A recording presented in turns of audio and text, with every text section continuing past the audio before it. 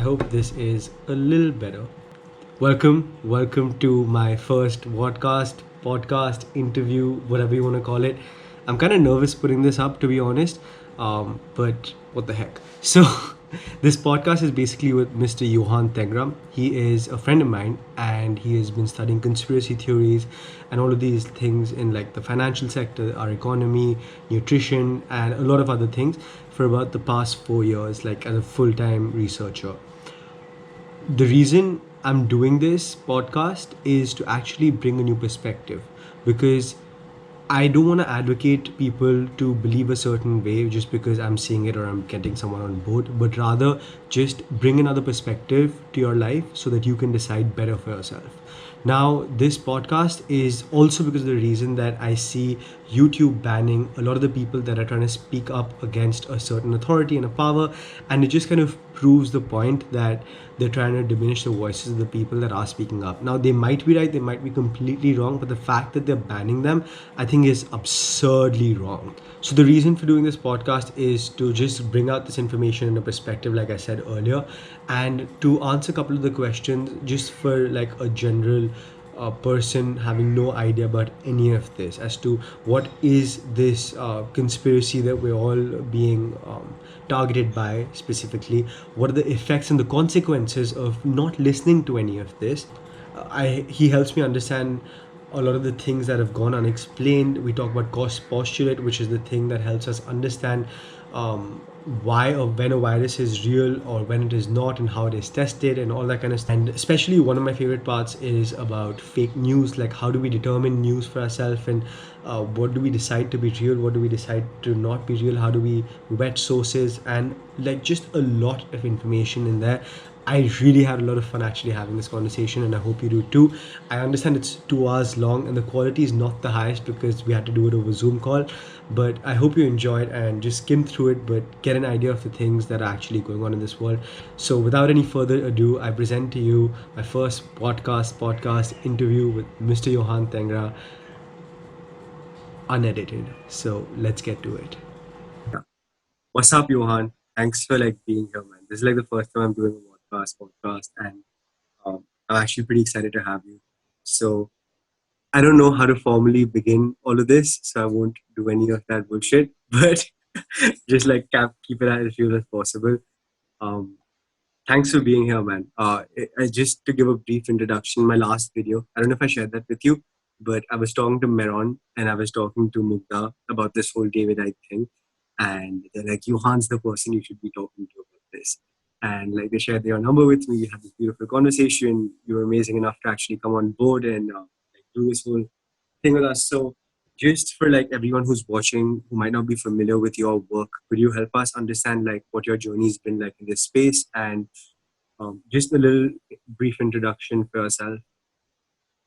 Okay, thank you so much for having me, Path. First of all, it's very rare that people actually, have the courage to start looking into this stuff because of the kind of backlash it involves.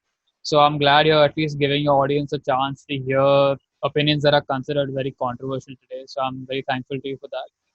And at the same time, I think it's going to help my audience as well because you're coming from a perspective where you aren't steeped in conspiracy material, and you don't really like fully understand uh, the stuff that people who've been looking into this understand. So it's going to be great from a beginner's perspective as well, because you'll kind of ask the questions that they would have. So I hope you sort of do a good job at that. I'm sure you will. And if I can just summarize my story, because I've said this many times on my channel and in my interviews as well, but basically what happened to me is, at one point in my life, we've all been brought up in a bubble. Okay, if you've heard Ike talk, he talks about the program. It's basically like a set of downloaded perceptions that are fed to you by the institutions in society that are operated and run by a very dark and twisted group of occultists, which basically have hijacked the planet and want to drive all of us towards a very dark and sinister end. And that bubble is basically what most of us are born and brought up into, because it's the parents who pass on the programming that they've had through their childhood and they're growing up onto us without any malice of their own. We go through the education system where it's like the state is basically telling us what they want us to believe. If you listen to people like Stalin and Hitler and stuff, they understood the importance of getting the child early and basically, putting into their minds what they want to put in there so that they basically control the person for the rest of their life, because it's in the very early years of your life that people are the most suggestible and the worldviews are formed. And as you pass out from that education system, you basically start to hit the mainstream institutions where everyone's basically confirming their programming to everyone else. So it's like a very tiny confirmed range of ideas that people are constantly interacting with, which they have the audacity to call normal. And then what happened to me is like an incident basically happened in my life which caused a lot of trauma, and something came and pricked that bubble. And this is what a lot of people call awakening, when Mm. you've seen life in such a narrow perspective, I would say, compared to the vastness of the information and insight that's available. Once you break out of the tiny bubble, it basically totally shakes you up, and you take a lot of time to recalibrate because you just don't know what's right and wrong. Once you open your mind and start to find out that there are so many things, so many fields of research, areas of investigation that you've been fed mistruths and outright lies on by mainstream It's been society. hidden from you rather, right? Like you start digging deeper and then you're like, Yeah, so it gets worse because you don't know that it's been hidden, and then when you realize that it's hidden, it's just like, why? so most people have that barrier. Firstly, the barrier into getting into this kind of information is the claims you're making sound so outlandish and far out to someone who's These been guys are going raised in the crazy. system. Because I tell you that the truth of what's happening, it's it's like a it's like another dimension away from the kind of normalcy that we are fed in mainstream society. So it's that leap, that extraordinary difference between what we are told is going on and what's actually going on, that makes Hmm. people think like it's just impossible. This couldn't be going on. So that's the biggest kind of thing that keeps people from going there. And then another thing is basically like, they would never do that kind of, like, it's like, people aren't so bad that they would do the kind of things you're saying, or have such a kind of agenda for society wherein it would harm them as well. So there It's are like your many. beliefs build your identity, and because if something is breaking your beliefs by such a vast degree, then it kind of causes an identity crisis. So it's difficult to believe that as well. So I think one of the purpose of actually having this conversation is helping people create and giving them a reason to keep an open mind towards this, so that they can not have that crisis when something like that actually ends up happening, or if or not, that's like completely subjective, but just like, why is it important? And there are a lot of psychological factors as well that keep people from going there. There's a lot of peer pressure when Yeah. individuals start to. I've seen this to so many of my friends and even to myself as well. It's like when you start to step outside of that tiny bubble that everyone's been programmed in, Yeah. everyone basically trying to like pull you back. There's like pressure from everywhere, your family, of like people down the street, the people you've been brought up with, because everyone's living their so-called normal lives, and you basically sort of tune out and you know tune into something totally different. So you kind of get perceived as mad by everyone else, but you're not going mad. You're just expanding You're your getting to who you are consciousness. actually. Yeah. Yeah, you're just expanding your Like when. consciousness to Mm. tap into different levels of information that those people don't have access to because they haven't had that perceptual bubble break yet, so to speak. Yeah. So People who are going through a it's paradigm shift, people that in their environment would usually pull them back because it's difficult for them to actually even see that happen at the psychological level. my point is, there are Um, there are things in the mind that stop people from questioning their own beliefs. There's a psychological phenomena called cognitive dissonance, when if you have yeah. a sort of firmly held belief and something comes up to challenge that, it triggers a very deep emotional sort of response, a knee-jerk response in you. And Mm. the most obvious kind of response to that is someone has a very very fixed belief system, like say a hardly staunch religious person, and you come and tell Mm. them something which you know would obviously imply that what they believe can't be true. And instead of Yeah. actually questioning and thinking that, okay, I've come across this new set of information which is challenging my belief, how do I make both reconcile? I should look into that and then sort of adjust my beliefs accordingly after I've looked at both things. But instead, there's just this knee-jerk react, like sort of dismissal of the new Defensiveness. information. Yeah, because like if what I believe is right, that automatically can't be true. And Yeah. this is the mindset that people need to break. It's not about uh, you know what we It's believe about so being able much. to It's about identify that, okay, having this is, what yeah. I mean is, it's not about But what we believe. It's about, as long as we have a rigid belief, which can't be moved by new information, we're going to be that's mentally it. enslaved. So people Yeah. need to have that 100%. flexibility, wherever they're coming from, whether you're a like big believer in religion, whether you're a hardcore skeptic atheist, wherever you fall in that false dialectic, I would say, because they're opposites, they're not opposites really. But wherever you're Mm. coming from, people need to have the open-mindedness to actually consider new information and be able to reintegrate it into your worldview and then decide where you want to go instead of just dismissing it because if I believe what's right, that can't be true by default. 100%. It's just like basic open mindedness to accept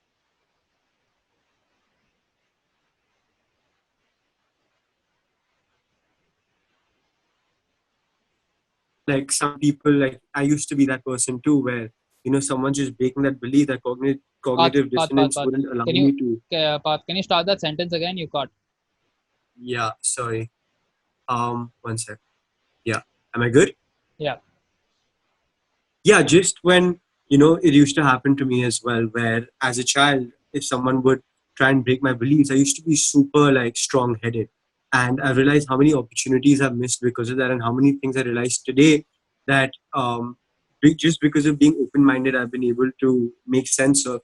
But earlier, I'd just be like, no, this is the only way that it's done, and that has caused me to miss out so much. And then later on in life, when I just like opened my mind up, listened to people, questioned it, tried it and tested it out for myself, I was able to make more meaning out of it. Some things I believe, some things I didn't, but I think that's what we're trying to get at as giving people a reason. So, what's the kind of work that you've been doing since the past 4 years? If you can dig a little bit into that, and then I have like shitloads of questions to ask you.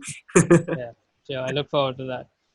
So Yeah. basically, I started my journey of so-called waking up, as most people call it right now, with a lot of you'd say so-called like spiritual material or mystical information, kind of like your Deepak Chopras and Sadhguru kind of people, past life regression material with Brian West and near-death experiences, the whole so-called woo-woo side of things. That's where I basically started my investigations, and that was led by, like I said, a, a hard phase in my life that basically led me to ask these questions about who I am. Where do we find ourselves, and what is the purpose of life? I didn't really start asking myself the question who is really running the world back then because I wasn't concerned with it, but I was more concerned with deeper existential questions. Like what is the meaning Mm, of life?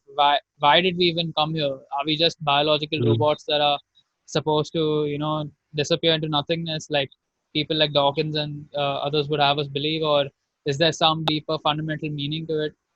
That's what drove me into exploring the more spiritual kind of material.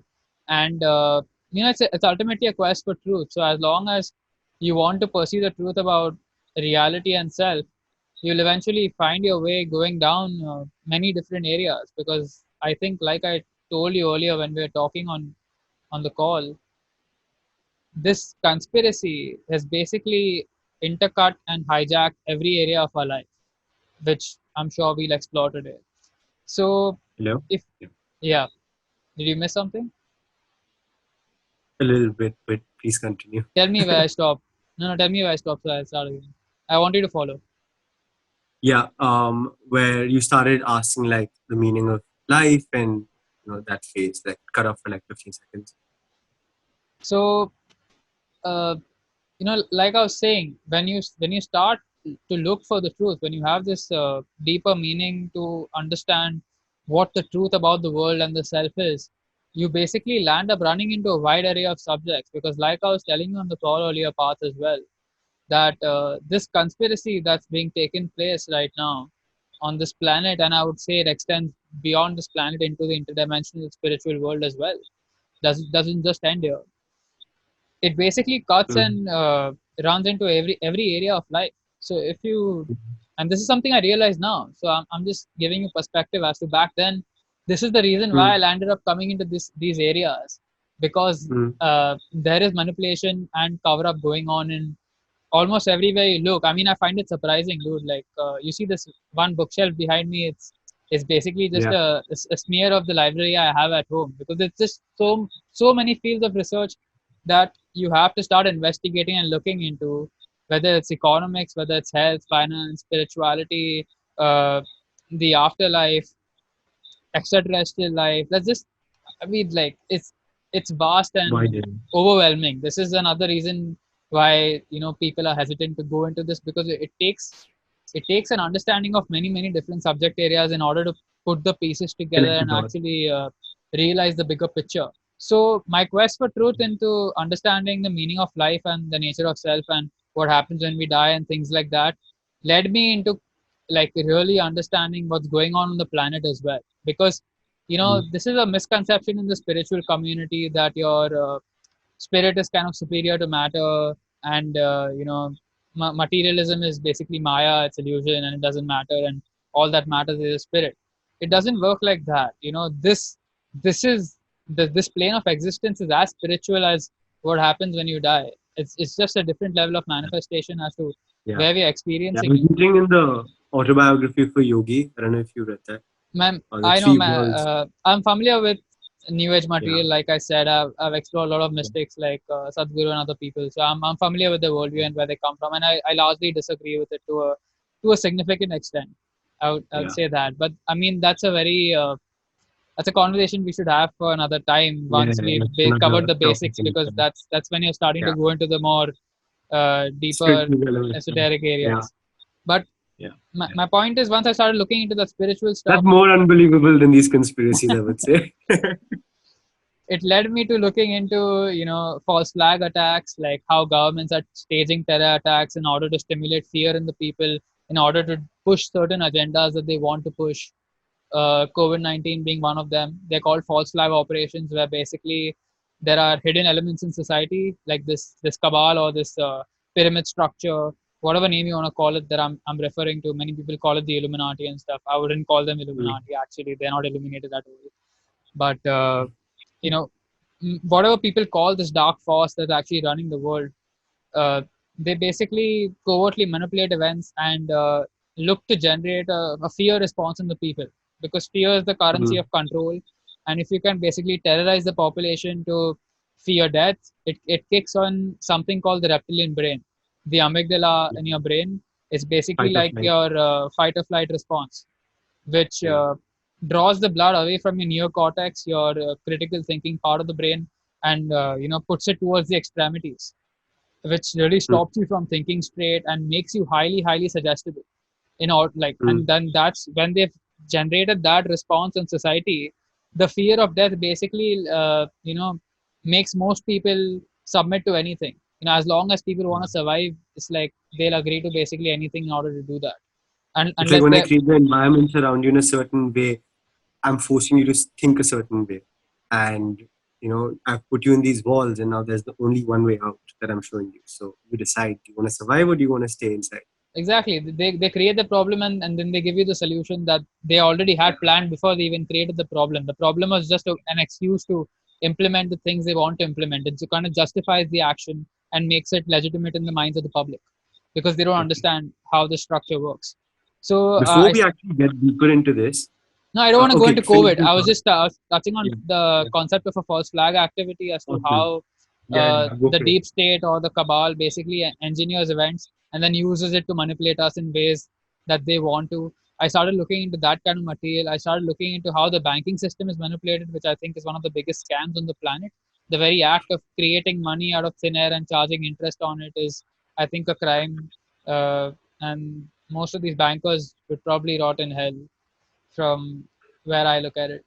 And I I'm just going to touch on these subjects. We don't have the time period to actually dive deep into Yeah. them. If people want to explore these uh, points that I'm putting out, there are loads of videos on my channel, and I'm going to be doing many more. So you can go and take a deeper dive into that. And there's a lot of material on my website as well for people who want to Yeah. take a deeper look at it. So I Yeah. started coming across all these areas of manipulation on our planet as to how we are being manipulated by this pyramid, this basically the satanic hierarchy of dark occultists that have, like I was talking about information control earlier, they've basically hijacked all the source of information and kept them hidden from all of us. They've sort of amassed all this information and kept it away from public scrutiny. They've hijacked and taken control of the institutions that feed us our perceptions, like the mainstream media Mhm. and the education system. These are the primary places where we get most of our perceptions from. So, I mean, obviously, if you want to go and analyze how they've hijacked these institutions, it's an entire field of study, which there's a lot of Yeah. evidence for. But my point is, they've basically done that, and the control of perception is the most important thing because Path, you need to understand, if I want to influence your actions, I first have to influence the way you see the world because it's your perception that's going to dictate how you're going to behave. For instance, if you believe everything the government is telling you about COVID-19 and you buy into their version of the narrative, you'll basically Mm. feel justified that yeah, I should stay at home and save lives and It's the like a go very psychological phenomena as well, right? yeah. Like, because you have a certain self-image of yourself. If you like take it to a micro level and you believe that Parth is this kind of a person, then Parth will behave like that person.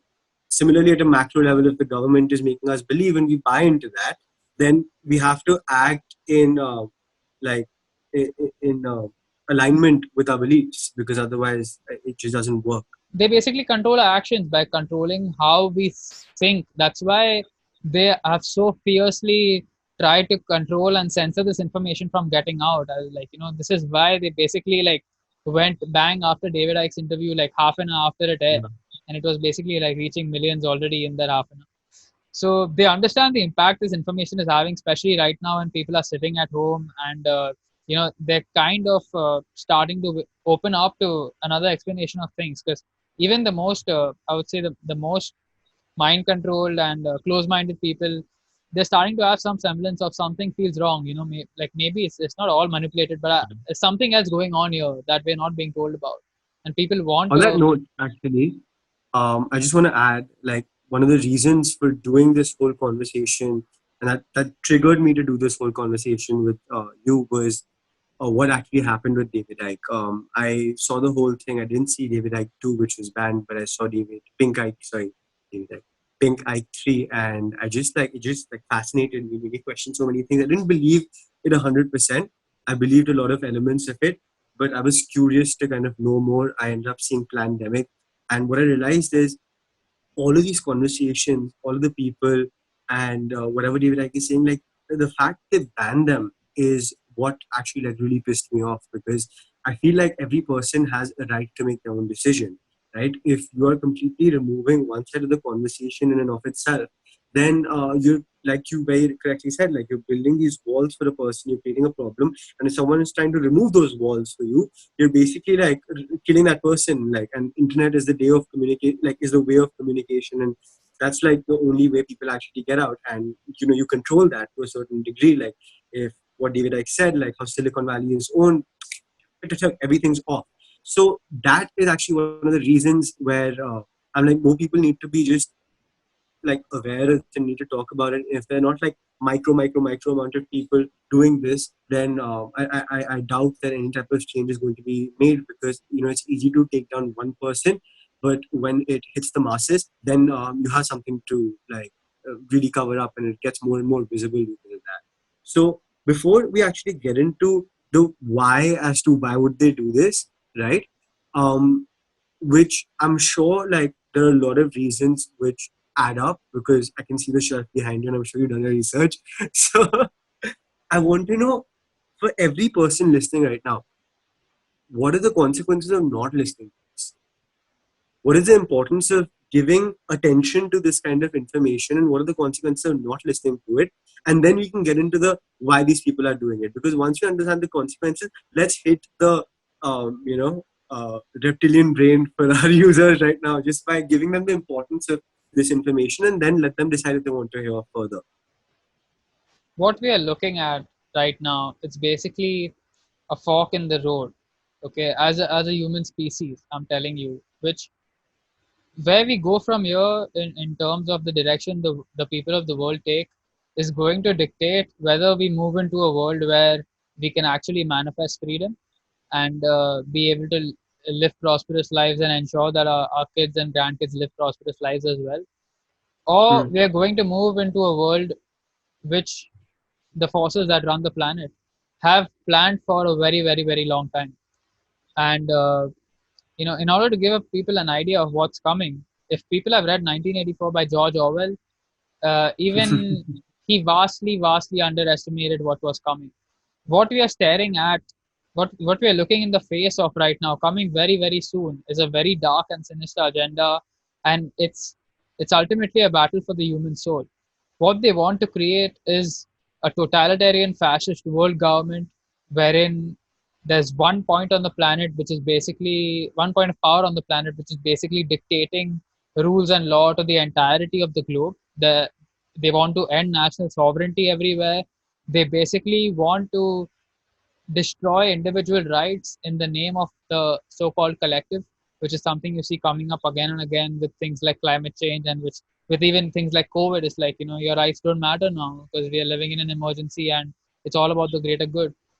And if you want to really understand the what is staring us in the face, I would highly recommend the viewers to go and check out my Agenda 21 presentation, where I basically lay out in great detail the things that are planned for us. But if I can give you some basic clues about the kind of society we're heading into, it's a world with 24/7 surveillance, our minds connected to artificial intelligence with the capacity for free thought compromised and in jeopardy as well, possibly going towards a point ultimately evolving in the future where we don't even have control of our minds anymore. I mean, Silicon Valley tech giants are already talking about Neuralink and brain computer interfaces where potentially Facebook can read our thoughts and we can, sort of maneuver our way around the digital realm and upload our minds to the cloud and things like that. They are fundamentally after taking control of our consciousness, because like I was telling you earlier, this whole game is all about the control of information. If people are fed the wrong information, if they put garbage in their minds, garbage will come out through action. And this is why the ultimate goal is to go for the human mind, the human ability to actually have individuality and sovereignty, and be a creative soul which can form its own opinions. They're ultimately after that. That is ultimately what is under great deal of jeopardy. As we're seeing right now, are there will be severe restrictions on movement. You will not be allowed to go anywhere they don't want you to go. They basically want to pack all of us into really, really tiny micro apartments where we are living in, like, these kitchen sized flats basically, where your bed comes out of your sofa, and it's like a really adaptable kind of flat where most people are crammed, and they're living in that. There's no kind of privacy, as I said, because everything is just known to the authorities constantly. Just look at the level of surveillance we've got to already and what's being justified as a result of COVID. This is nothing. Okay. And if we go on continue down this road, the level of surveillance is just going to get worse and worse ultimately. While listening to you, I'm sorry to cut you out. While listening to you, I'm just trying to understand that. See, a couple of bits I agree with, because you know how who's that guy uh, who came out for the NSA? Uh, William Binney, no, no, no. Edward Snowden. Edward Snowden, for example. There's so many like cases like this where people are coming out and talking about surveillance being one of the things, right? And I also, because I've done research, understand the kind of surveillance that's being imposed, for example, on Korea, right? With the kind of tech and stuff they use. And similarly, people in America aren't able to do that because they don't fucking trust the government, right? Now, the problem that's going to be created in a normal mind while listening to this information is that are you crazy, right? So that's legitimate, because even I believe that to a certain extent that I would think the same way. I'm just taking some time to articulate my thought. Um, B is like, why should I believe you? And what are the consequences of not believing you, right? So you told me the consequences of not believing me, but how can I prove that to myself is the question that comes to my head after that. How can I prove that it is going in this way? Because, you know, it's like if I tell you something, you might believe it. But if I show you a way to see it for yourself, you're definitely going to believe it. So if you can just expand upon the things that a normal person can observe, or maybe things that they can watch, and we'll get into more detail of this. But do you understand the importance of this question? Like, how can a person prove this to themselves? Because until they do start seeing from a lens like this, they're not going to be able to process the information that is being shared with them. Firstly, Even for I'll say the easiest way to prove this to yourself, uh, pick up an Icke book from the 1990s. Okay, a book like "And the Truth Shall Set You Free," and see what he's the detailed predictions he's made in the 1990s. Okay, this is 30 years ago, man. 30 years ago, all yeah, right.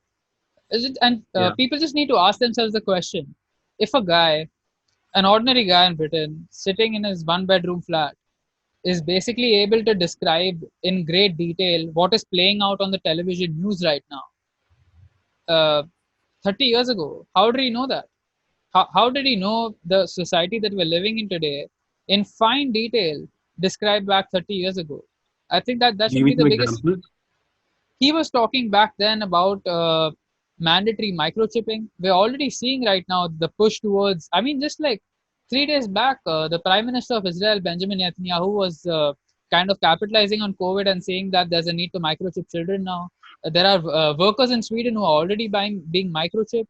And, It's ridiculous. and Ike was talking in the 1990s about a CIA whistleblower he met who was talking back then about microchips being inserted in vaccination programs. And even back then, the microchips are basically smaller than a grain of rice, which could be inserted in, uh, you know, the vaccines that are being administered to people. So, Mm. like I'm saying, people just have to look at the world right now and ask themselves this honest question: do we live in a world where we are free? I mean, the biggest problem is most people don't even know what freedom is. Freedom is the ability to engage in actions that don't uh, initiate violence against someone else. That's basically what freedom is in a sentence. And it's a pity that most of the planet can't even define what freedom is. And just ask yourself the question: what can you do today without asking the government's permission? I mean, people used to laugh at me 5 years ago when I said few people run the world. When you analyze what's going on today, few people in the world have basically put half the world under house arrest. If you cut Yeah, all the bloody propaganda aside and the reasons we're being convinced to stay at home, it's basically few people in the world that have orchestrated this whole thing and convinced half the planet to basically stay locked inside their houses. So yeah.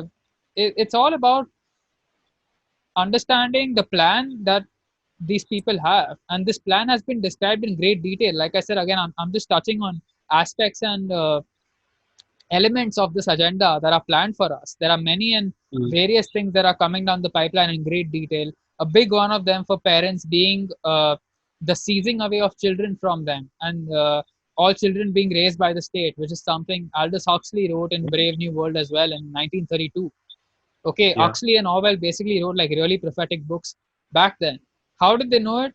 They were connected, both of them were connected to a society, a secret society called the Fabian Society, which Mm. which basically connects into this cult eventually.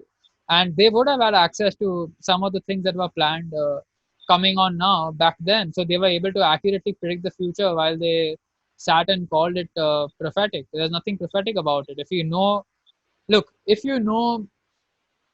there's an agenda for the world and you basically get access to it, you basically become a prophet if you can access their agenda and expose it, and nothing is done from the people's side to intervene to stop it. This is why if people read Ike's books from 30 years ago, they're so bloody prophetic. I mean, I even read them now and my fucking jaw drops looking at some of the things he said then, and it's literally playing out on the television news now. This is what has driven so many people towards going into his books as well, because he was literally describing in fine detail what is happening right now back then. So people should just ask themselves the question, if someone has warned us about these things happening so many years ago, shouldn't we at least have the intelligence to actually investigate it and see if it stands up or not? Just give it a chance at Yeah, least. exactly. Like, let your conscience or your gut decide whatever you want to. But what actually moved me towards this, and we spoke about this previously also, was the last 40 minutes of that conversation where it talks about love and spirituality and how we're just an illusion. And like, I believe in all of these things, which is a very deep thing to talk about right now.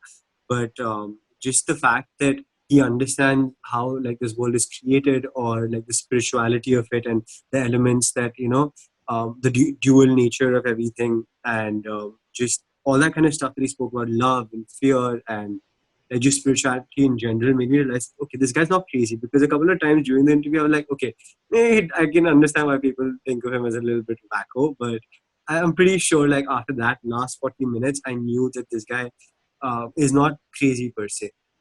He knows what he's talking about, and he has 100% belief in it.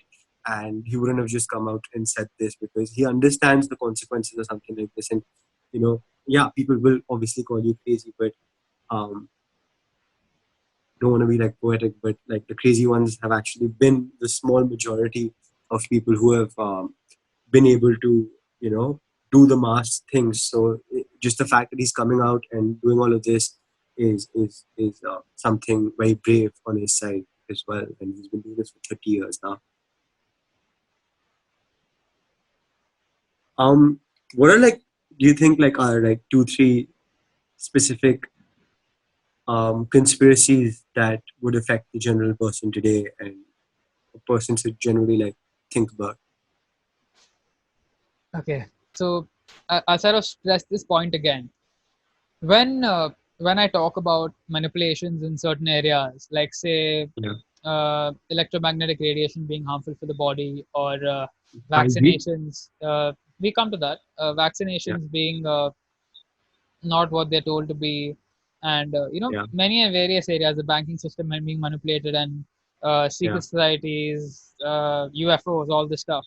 It's like, people think automatically like, there's just so many conspiracies. How can all of them be true? It's Mm, not that there are many and various conspiracies. There is mm, basically one conspiracy. Okay, it's a it's a network of bloodlines that go back into the ancient world, that have incessantly interbred with themselves to preserve their genetic lineages. They have an agenda to take over the planet. They have an agenda to take over every single person and all the resources of the planet since a very very long time.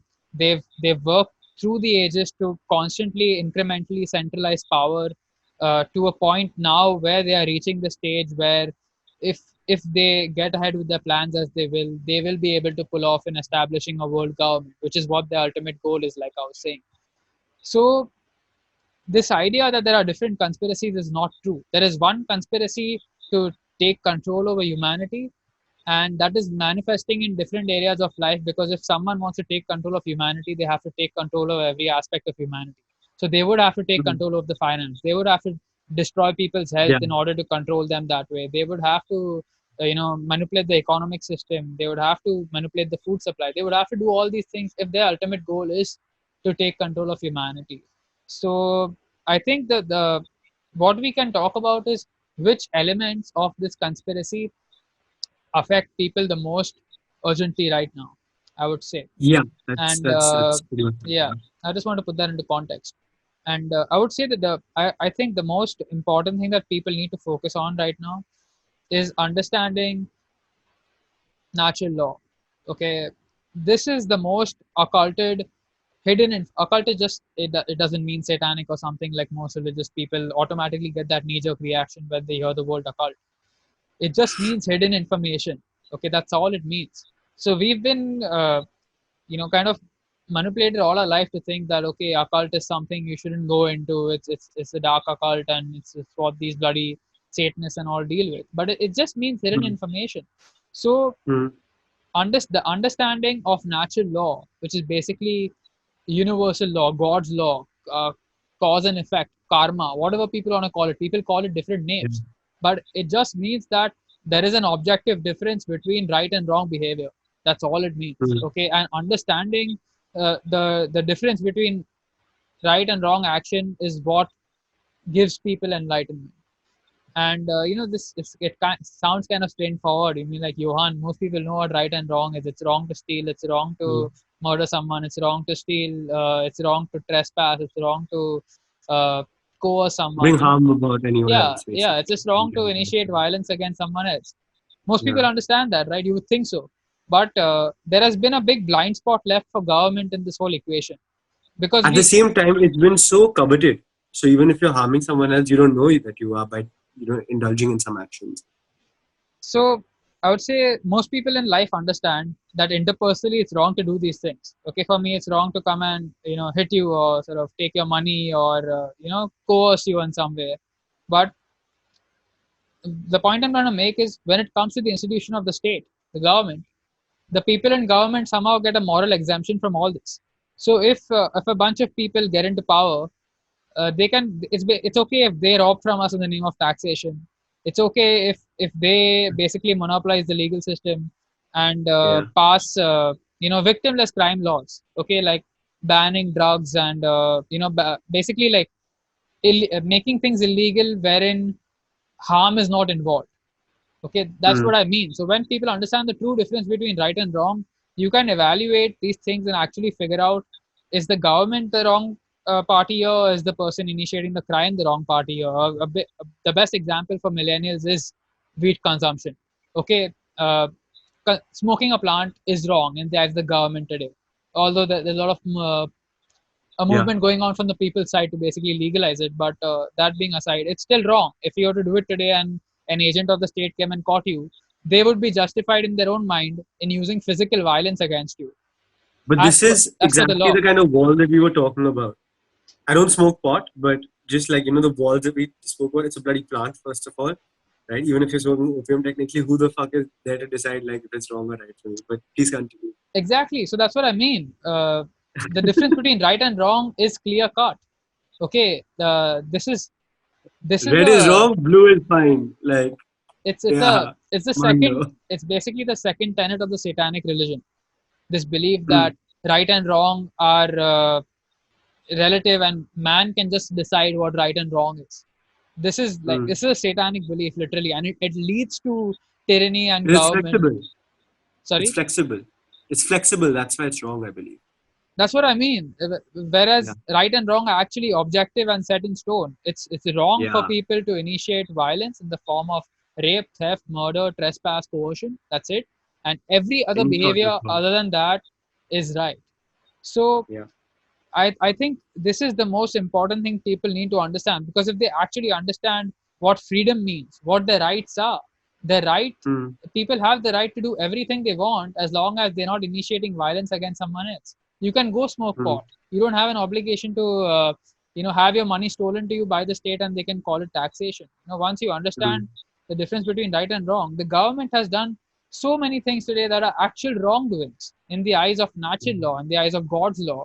But because people believe that right and wrong are subjective, and we can create these governments that can basically make one thing right in one place. Like for example, it might be right in some country to smoke this plant, but if you move into another geographical jurisdiction, it suddenly becomes wrong to do that, and then in another place you can be taken to jail for doing that. So it's this kind of arbitrary thing that basically leads to human tyranny and the destruction of human freedom, because people don't understand the simple difference between right and wrong behavior.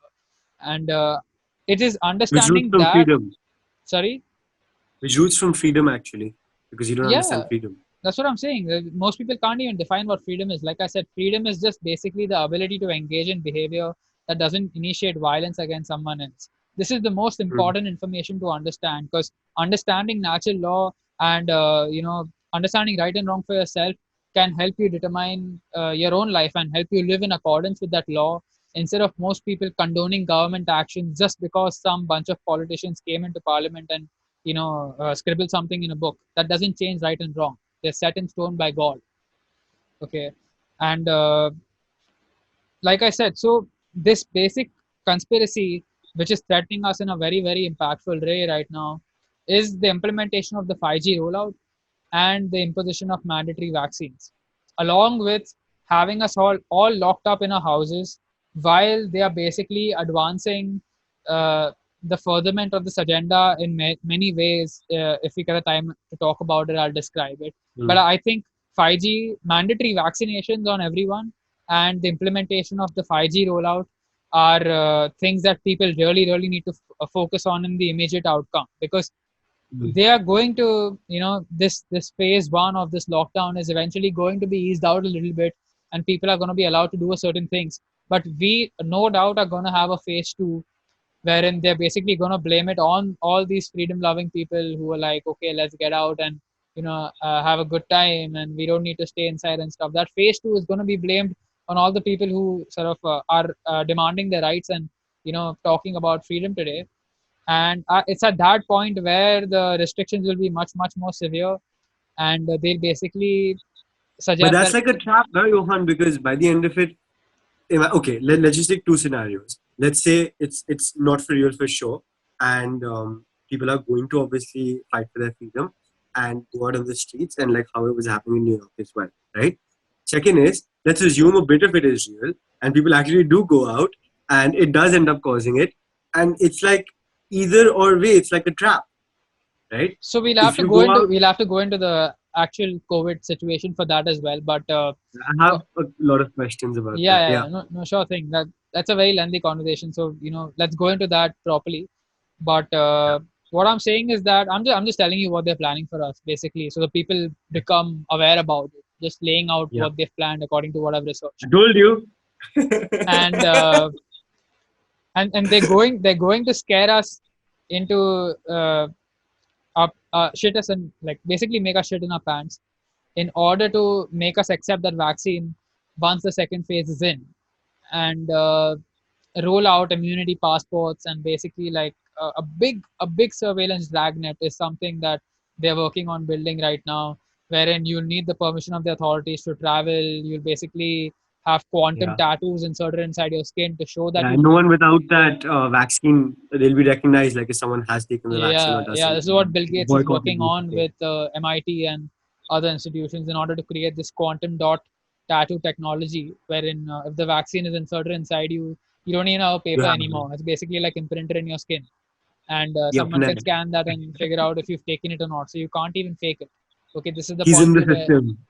yeah, this is the point to where they wanted to get, and Okay, now I have one question before we talk about that, like which I was watching in. I don't know if you know Patrick Bet David, Value Nation or something like that. He speaks to Robert Kennedy Jr., this guy's nephew. He talks a lot about big pharma and like vaccines, and he's fighting that whole scheme, right?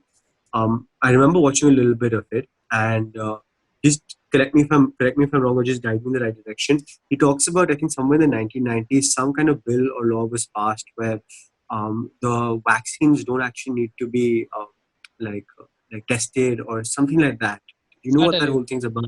Yeah. Yeah, So basically, in 1986, they passed a National Vaccine Injury Compensation Act, which yeah, basically waived off all immunity for pharmaceutical companies back then.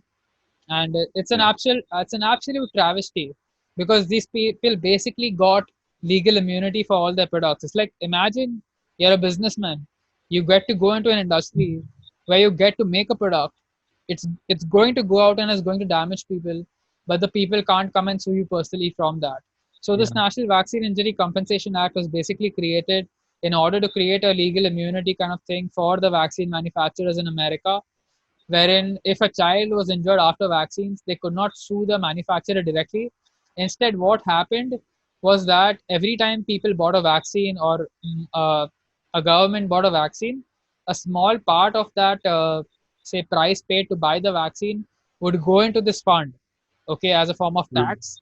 And then people who basically go to the vaccine court and Oh shit, ask, they repaid from that. yeah, and basically, like, are able to demonstrate that they've been harmed, and the criteria for actually demonstrating that you've been harmed is very, very, very high, and most doctors Yeah. are not aware about the fact that this exists. Most people don't even know that there's this And most people won't even go through by with vaccine suing and stuff like compensation that. thing, yeah, because Yeah. it's just so humiliating, and the whole system is structured to basically make sure you don't get Yeah. it. He and actually even and says that they plan it in such a way that even if they end up calculating the amount of money they'll have to pay as legal suits, they still end up making more money. So it's okay.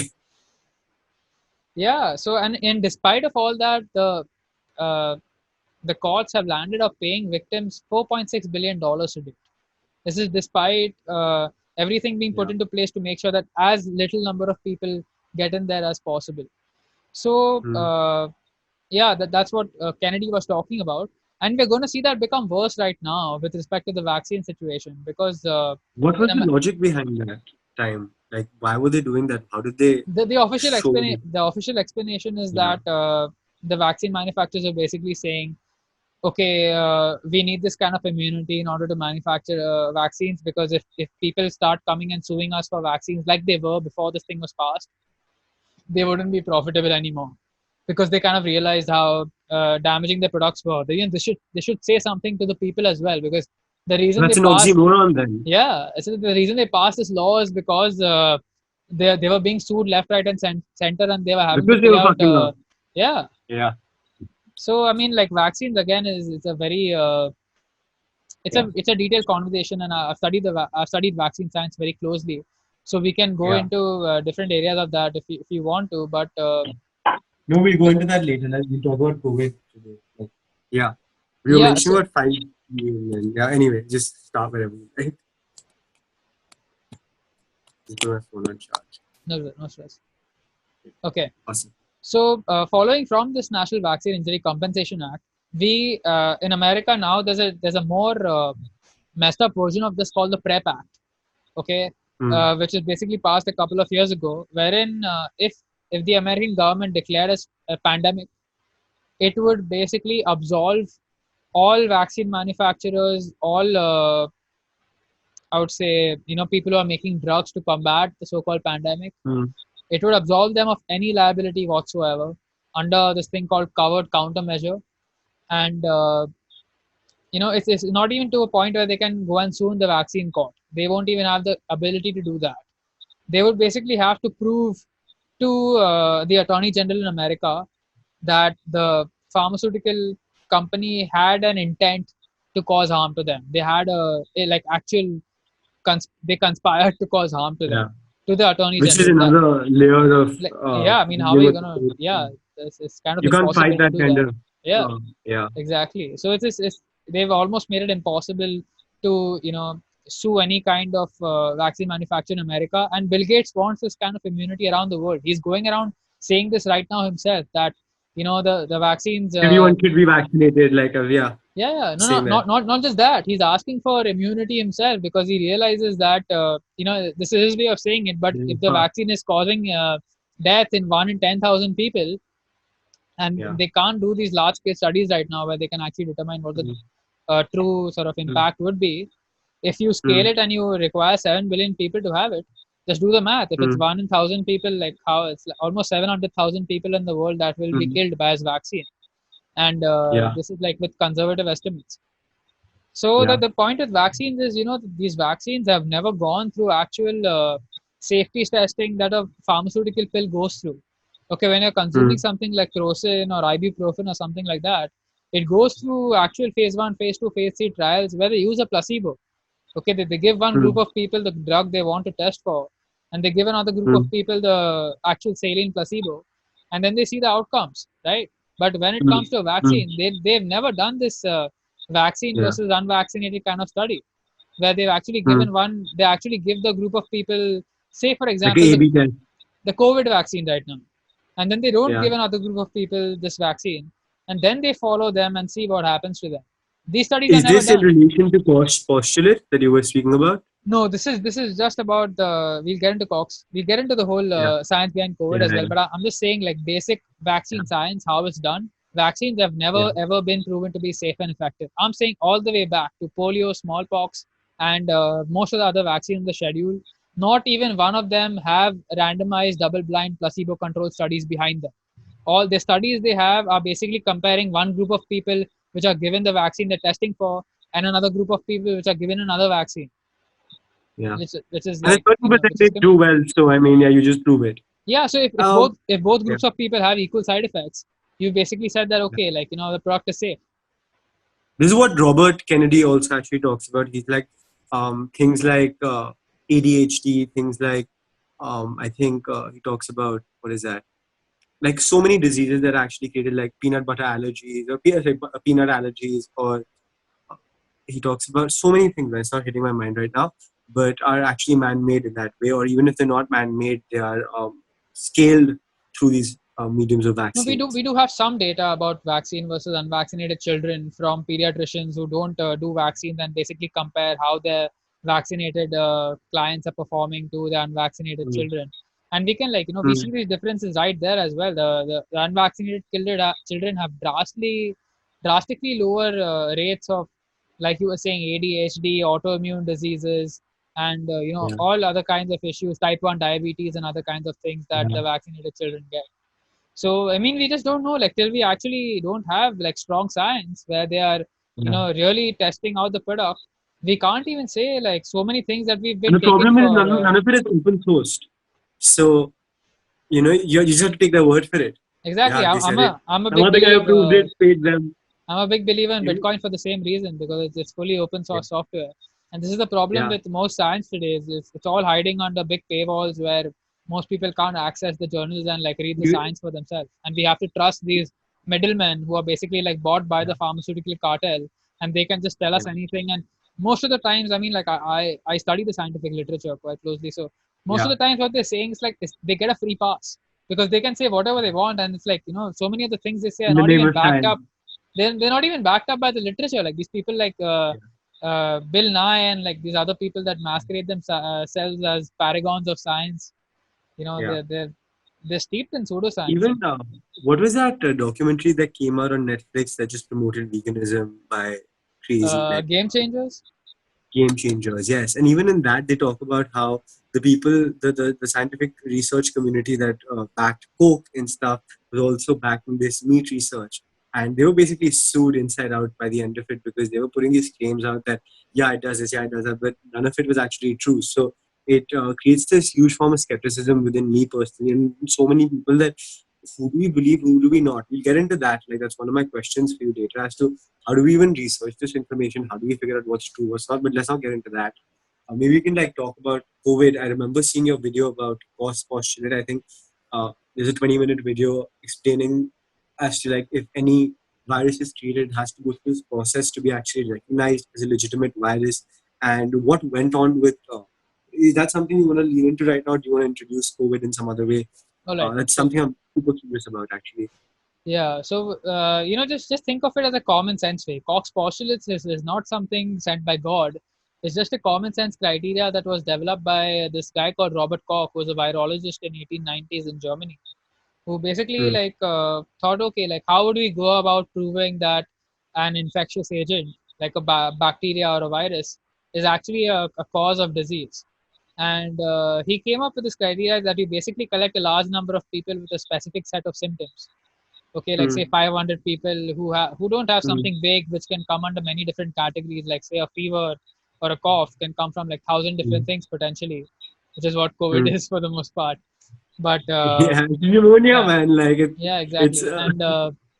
And so you take these large number of people with a specific set of symptoms, you yeah, collect material from the tissues or the fluid, and you basically there are certain way that you can do viral isolation by running the running the culture through a filter and then basically putting it through a centrifuge, which separates the viral particles from the rest of the thing, so you can actually analyze what's left over there.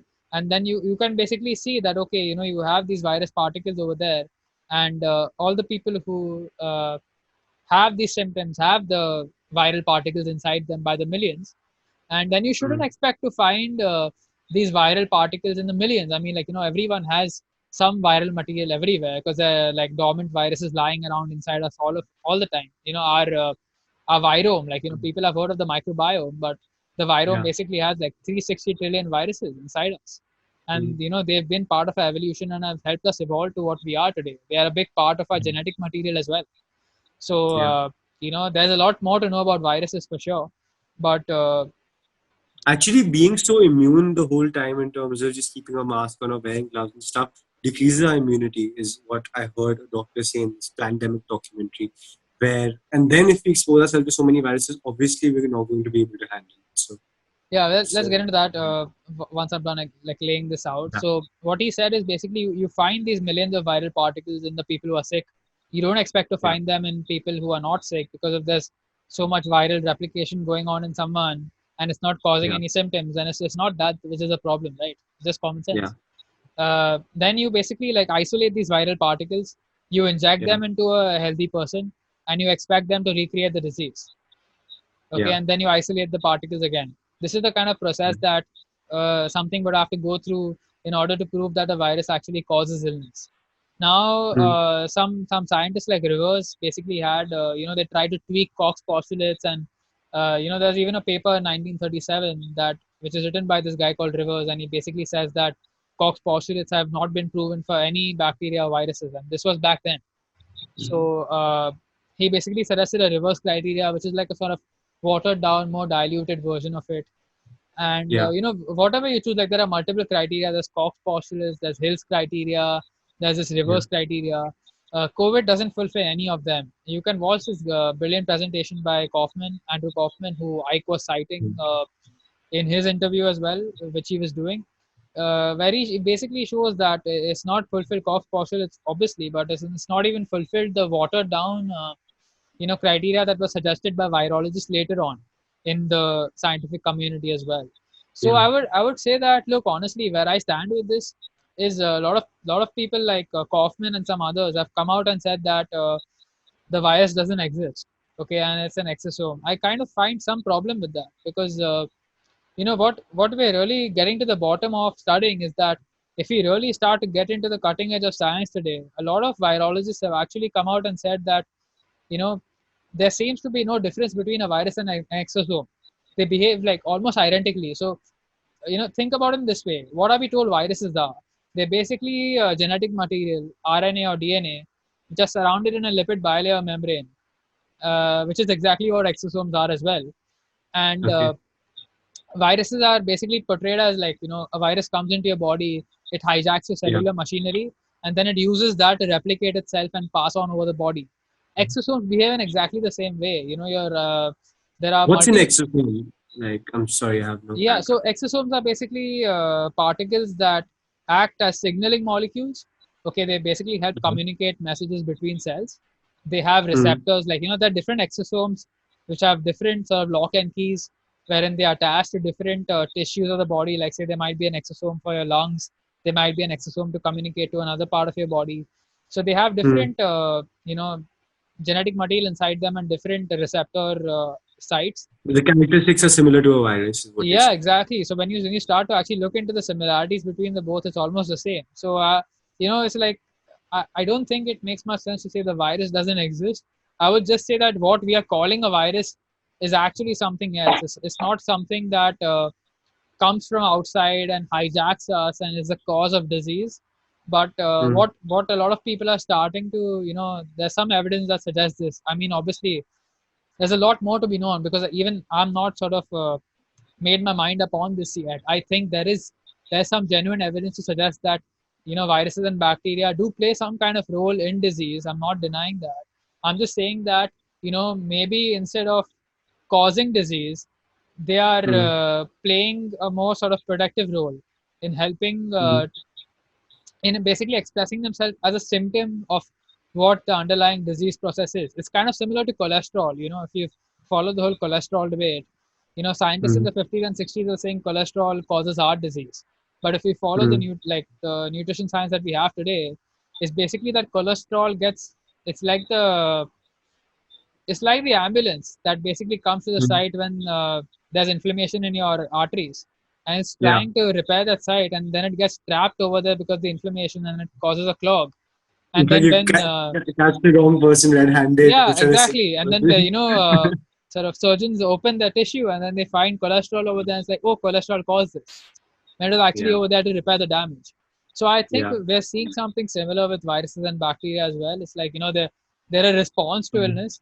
They're not something, but I wouldn't deny that at the same time we have to be skeptical of these mm, bioweapon programs wherein that this is not controversial. Absolutely, the U.S. government has spent $100 billion, okay, billion Mm. dollars since 9/11 in bioweapons and basically like Bioweapon. manufacturing, mutated viruses and stuff like that. So although these things can be signaling molecules, if someone was to manipulate it in some way where it can be something that causes problems in some people, I think that's a total possibility as well. So we should Mm. be open to that. So I'm just giving you some context as to there's a lot of kind of confusion in this in the people who are trying to look into this as well. Mm. That okay, does this virus exist? It doesn't exist. If you actually start to understand this from the scientific perspective and really try to use your own critical thinking to figure out what's going on, it's Mm. really irrelevant. Whether you call it a virus or an exosome, the point is that even exosomes are transmittable. Okay, so if I'm manufacturing some exosomes in my body and I cough on Mm. you and you'll end up getting the exosomes, if you don't want to call it a Mm. virus, call it an exosome or whatever, but it's going to communicate a message to your body as well. And the whole point Mm. that the people who believe in exosome theory are saying is that it's not the virus that is causing it, but it's basically giving a signal to your body that something is wrong in the Mm. environment and you need to detoxify in some way. Okay, which Mm. is which is what creates the symptoms that we are calling the disease. So Mm. this is my main conclusion with this. I think we need much higher level of scientific evidence in order to Yeah. actually figure out what's really going on here. From my perspective, I would say though, whether people want to call it a virus or an exosome is not irrelevant. I do think there is some kind of altered genetic material that is going Mm. around in the population that is causing Mm. some flu-like symptoms, which are different, which are new, which have not been seen before. Yeah. I do think that's true from Yeah. the research I've done. I don't think it's a total hoax or something, but Yeah. the problem lies wherein all these different symptoms. Okay, what we're seeing right now with COVID-19. Okay, people Yeah. are saying that people are having blood clots. Okay, they're not being able to like coagulate the blood Mm. properly. They're having issues absorbing oxygen. Their ferritin Mm. iron levels are like shooting up drastically, and we're having Mm. like all these other kind of neurological symptoms and this inflammatory cascade that's going on within the body, and everything. Mm. All of this is being attributed to a coronavirus, which Mm. mostly like just cause upper respiratory infections. Yeah. So this is the kind of big scam that infectious disease people and virologists have played on us, because what they do in all of these outbreaks, whether you follow the swine flu outbreak of 2009, whether you go back to the SARS pandemic, Zika, like all of these things, what they do is they'll exactly like what happened in COVID. They just picked up. If you see the original papers on this, they found 7 people and they basically isolated Mm. the throat swabs from a couple of them, and they found Yeah. some you know viral like particles budding out of the cells, and they called it a new disease. This is what these infectious disease people do all the time. They go into these places, Mm. they find this new sort of viral material that they find in these patients who have supposedly fallen sick.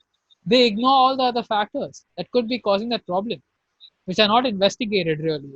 So they're not asking Mm. about, okay, what are the other things that are causing disease? Because if you actually understand disease from holistic functional nutrition perspective, which is where I'm coming from, and a lot of like functional medicine, which is like I believe is the cutting edge of medicine today. There is no one cause of disease. Your body is like a bucket. Okay, you have multiple stresses attacking it from all different directions, and when you Mm. have like one of the systems fail is when you actually start to manifest your symptoms. So your Mm. systems have started going wrong long before you even manifest the symptom for developing something. So yes, a Mm. virus could trigger something in you, but Mm. it the effect is much more exacerbated if you have issues like say low vitamin D levels, if you have metabolic syndrome, if you have insulin resistance, Mm. if you have heavy metal toxicity, if you're living in an area that's extremely polluted, if you have say 5G or 4G extremely concentrated in your environment, like some people live very close to cell towers who are Mm. drastically affected more than the people who are living distant from them. So, Mm. we need to, this whole idea about allopathic pharmacological medicine is that, you have this one set of symptoms and then you basically give it a name and call it one thing. Health doesn't work like that. Okay, there are multiple things that basically work in a synergistic effect to tip your body off in a direction of health or disease, and that is what actually manifests as a symptom. Mm. So these viral particles, the exosomes, what do you want to call them, they might Mm. be playing a role in triggering issues in someone. But this is what the data is supporting right now as well. That we've seen cities where we've had drastic levels of extreme pollution, like Wuhan. Mm. Okay, they were having protests against the incinerator plants going back a year before any of this even started. Like people in China were coming out on the streets and protesting because of the bad air quality. They were one of the first people to deploy 5G in the city. Mm. And it's like all over the world we have different sets of people falling sick because of different issues, but everyone Mm. is going to the hospital. They're getting tested for this PCR test, which is a big rabbit hole into itself, EPR. which we can the polymerase chain reaction is a test they're using to Okay. figure out if you have this genetic material in you or not. Even So that is that's the high. exosome. uh, I mean that's what I said. Like whatever you wanna call it, I think Okay. it's Yeah. irrelevant. Where what I'm saying is this genetic material is seems to be playing some role in causing Okay. upper respiratory infections. That's what I Okay. make of it as of now. So Yeah. and these people have different Do symptoms you from think the all over the numbers are world. accurate in terms of infected people and No, the death rate? okay, let's go to that. So if I can just finish what I'm saying, basically is Please. that the data is supporting this right now. If you're a healthy person and you contract the virus, it's not going to be an issue. Okay, the Mm. new antibody studies that are coming out right now from places like Stanford, John Unides did this study where he Mm. showed that the antibody levels against SARS-CoV-2 are much much higher, and most of the population has already been infected. Okay, so Mm. it's much much more widespread, and this genetic material is spread throughout the population to a large extent than the infected case numbers that we are being told right now. Okay, so Mm. that brings down death rate quite a bit. This connects into your question about is the number accurate. So firstly, when you talk about the case fatality rate, is what they are Mm. advertising right now. We have to look at the numerator and we have to look at the denominator as well. Okay, so the Okay. numerator is basically the people who are dying after contracting the virus. The Yeah. denominator is the people who have contracted the virus and Infected. are fine. They've recovered, Mm. or they've developed Yeah. some mild symptoms, or they were totally asymptomatic, whatever that is. Yeah. Yeah. Okay, so firstly, the denominator is much much larger than we are being told right now, because like I Mm. said, the new studies that are being done with the antibodies So what do are you mean is the number of people that are being have shown actually as caught infected people? have actually caught this virus. I'm saying that's the Okay. denominator. The people who have contracted this Yeah. virus. Okay, Yeah. Yeah. Yeah. they're much Infected higher. people. Yeah, they're much higher than what we are being told right now, and there are new studies to support this. And the numerator is highly flawed. Okay, because what you need Yeah. to understand, what you need to show that if say someone dies in a hospital and they want to show that he died of a flu, like he died of complications arising because of a flu that got bad in and tipped him off, they have to do an autopsy and actually demonstrate that he died from the Mm. flu. But what is happening Mm. right now is they're calling it complications because of COVID-19. And they're basically putting COVID-19 on the death certificate for people who are dying of heart attacks, for And people who are dying apparently of they're being cancer. compensated for that. Yeah, so there is I mean, like, so much connecting into this that we Yeah. can talk about, but Yeah. what I mean is that these death numbers are highly being exaggerated. So there are doctors Mm. who are being told in America by CDC guidelines that Mm. even if they suspect a patient who have died from Yeah. I COVID-19, saw this video only. they can put that on the death certificate. And this is Yeah. contrary to all other standard operating procedure that has been going on for years. Yeah. Okay, because if you actually want to put something on the death certificate, if the cause is unknown, they put unknown over there. Okay, they Yeah. don't assume something, but this is totally changed right now. So someone dying of This a is heart actually one of attack. the reasons why doctors are even coming out, Yeah, right? exactly. Yeah, because there's a lot of manipulation going on with the way the numbers are being put up, Yeah. and with the Yeah. way the illness is being treated as well. So doctors are starting to Yeah. realize right now that this is more of a blood related condition. Okay, the Yeah. oxygen related issues are not with the lungs. They're Yeah. basically in the delivery mechanisms through the blood. And Yeah. there's studies as well coming out right now just showing that almost 90+% of the people who are put on ventilators die. And they're not doing so many things that they can do before that. Putting people on a ventilator, like Yeah. hyperbaric oxygen therapy. There's so much Mm. that can be done, like the different kinds of oxygen interventions that can be done. before having to put someone on a ventilator, which aren't being done Yeah. right now, and Yeah.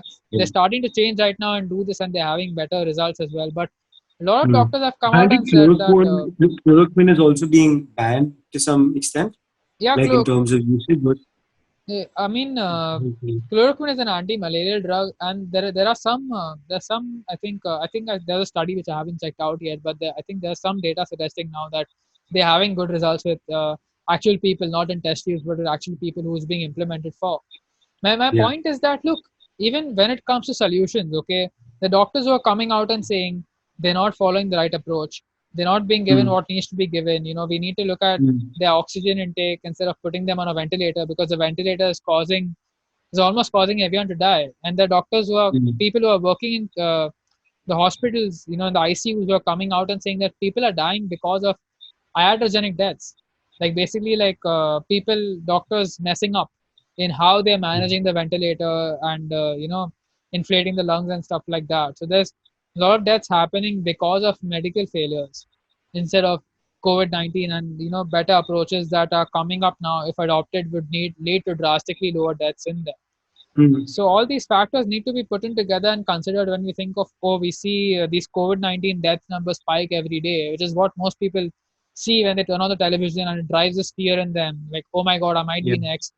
I should stay inside. I might be one of these statistics later. But there's just so And if much. you look back to it, it's the fear that's being instilled and causing you to stay home, and then just like conditioning the mind to be able to like live in such a society where it's kind of that kind of rule is how I look at it. I mean, how do you even break out? It doesn't do any good, right? Putting yourself in so much fear. Yeah. We are not. Yeah. Look, the reason this lockdown was implemented in the first place, they started out with this Mm. narrative that, it's to flatten the curve. Firstly, like, we need to put this lockdown in place because if we don't, we'll face what happened to Italy, and we basically Yeah. have this dramatic surge in Still like deaths. 60,000 or something. Right? How In much are they a, at? no, I mean, there's a lot to know So, about Italy as well. Like, there's a lot of yeah. data that has come out and shown that Yeah. the situation over there was highly manipulated as well. But Yeah. The that doctors themselves. Yeah.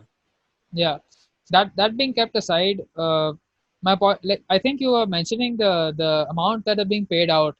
So this Yeah. is this is 13,000, 39,000. Some stuff I'd heard. yeah. So When for a we get it. doctor in America, if they put a normal pneumonia case, like if they put a patient on Yeah. pneumonia, Medicare Yeah. basically pays them like $4,500. But if they Yeah. diagnose someone as COVID, they get $13,000, and if they put on a ventilator, they basically get $39,000. Yeah. Okay, so I mean, this is like a blatant financial incentive as well. So from everywhere you look, it's like from all directions, the medical system is being encouraged to basically like over-report deaths. And we are having the Yeah. exact same thing going on here right now. I'm not sure about the Medicare numbers, Is it similar in but India, in like other no, no, no, countries? Is no, what no. I'm curious. I've had many people come and tell me horror stories about like I'm giving you isolated incidents from friends, people I personally know who I trust, and they've come and tell me that, look, I knew this person. He went into a hospital. He had some other illness, and they basically like coerced this guy to get a test, and then he landed up Yeah. testing. Even though he landed up testing negative, they basically like quarantined him, and like they demanded more tests, and then after in the second or third test he tested positive, and then they basically like quarantined his whole society because one guy tested positive. This is the kind of stuff that's going on the ground. Okay, like they are going out and aggressively Mm. testing people, My and yeah. the testing might be something interesting to go into right now, because all these numbers that are being reported right now are Yeah. being done by this test. What is this test claiming to find? The test is not meant to detect a virus. Okay, if you look at the inventor of this test, a guy called Yeah. Cary Mullis, he won the Nobel Prize and he was a guy expert in chemistry. He Okay. basically said the PCR should not be used for diagnostic purposes.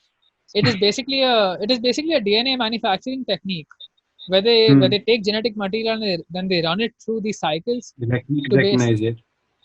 to basically like amplify the DNA material. Okay, it's like a way to manufacture new DNA from Okay. an Why is that existing. being used as a test? Sorry. So why is that being used as a test? You know what happened? He died 1 year before this started.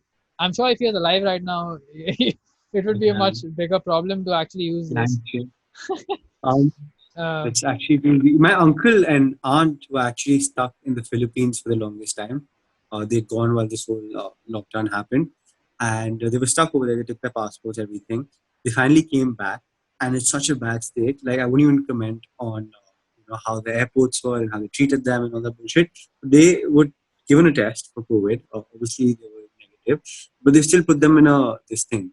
Like a hotel, which is so dingy at this point. Like it's a five-star hotel, which is so dingy apparently, and they have to like take care of their own shit, like do the whole like just they've been put into this hotel in quarantine with super like dingy circumstances, and they're not even positive, and they're just like, what the fuck is this bullshit? Like the place you wanted to actually even quarantine in, we're not being allowed to do that. So like, what are you trying to No, do over here? I've heard horror stories from my friends as well. One of my friends is coming back from Gujarat where he was stuck for like 2 months back to his home in Mumbai, and basically after Yeah. coming to society, they literally quarantined in society because there's some case over there, and this guy had to go and ask police permission before he could enter his own house, and they Yeah. literally they could not let him go back in there, so they made him stay in, like, he described it as a brothel, literally, not even joking, Yeah. like a really really dingy place, like messed up place, Yeah. and his parents and him were made to stay there, and it's absolutely humiliating, man. Like the kind of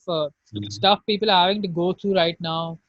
We're not even started talking about the collateral damage of the lockdown yet, which is the real conversation people should be having. Like, if Yeah. people are really concerned about death rate and the number of people who are dying, it should be important to consider, like, is your cure worse than the disease itself?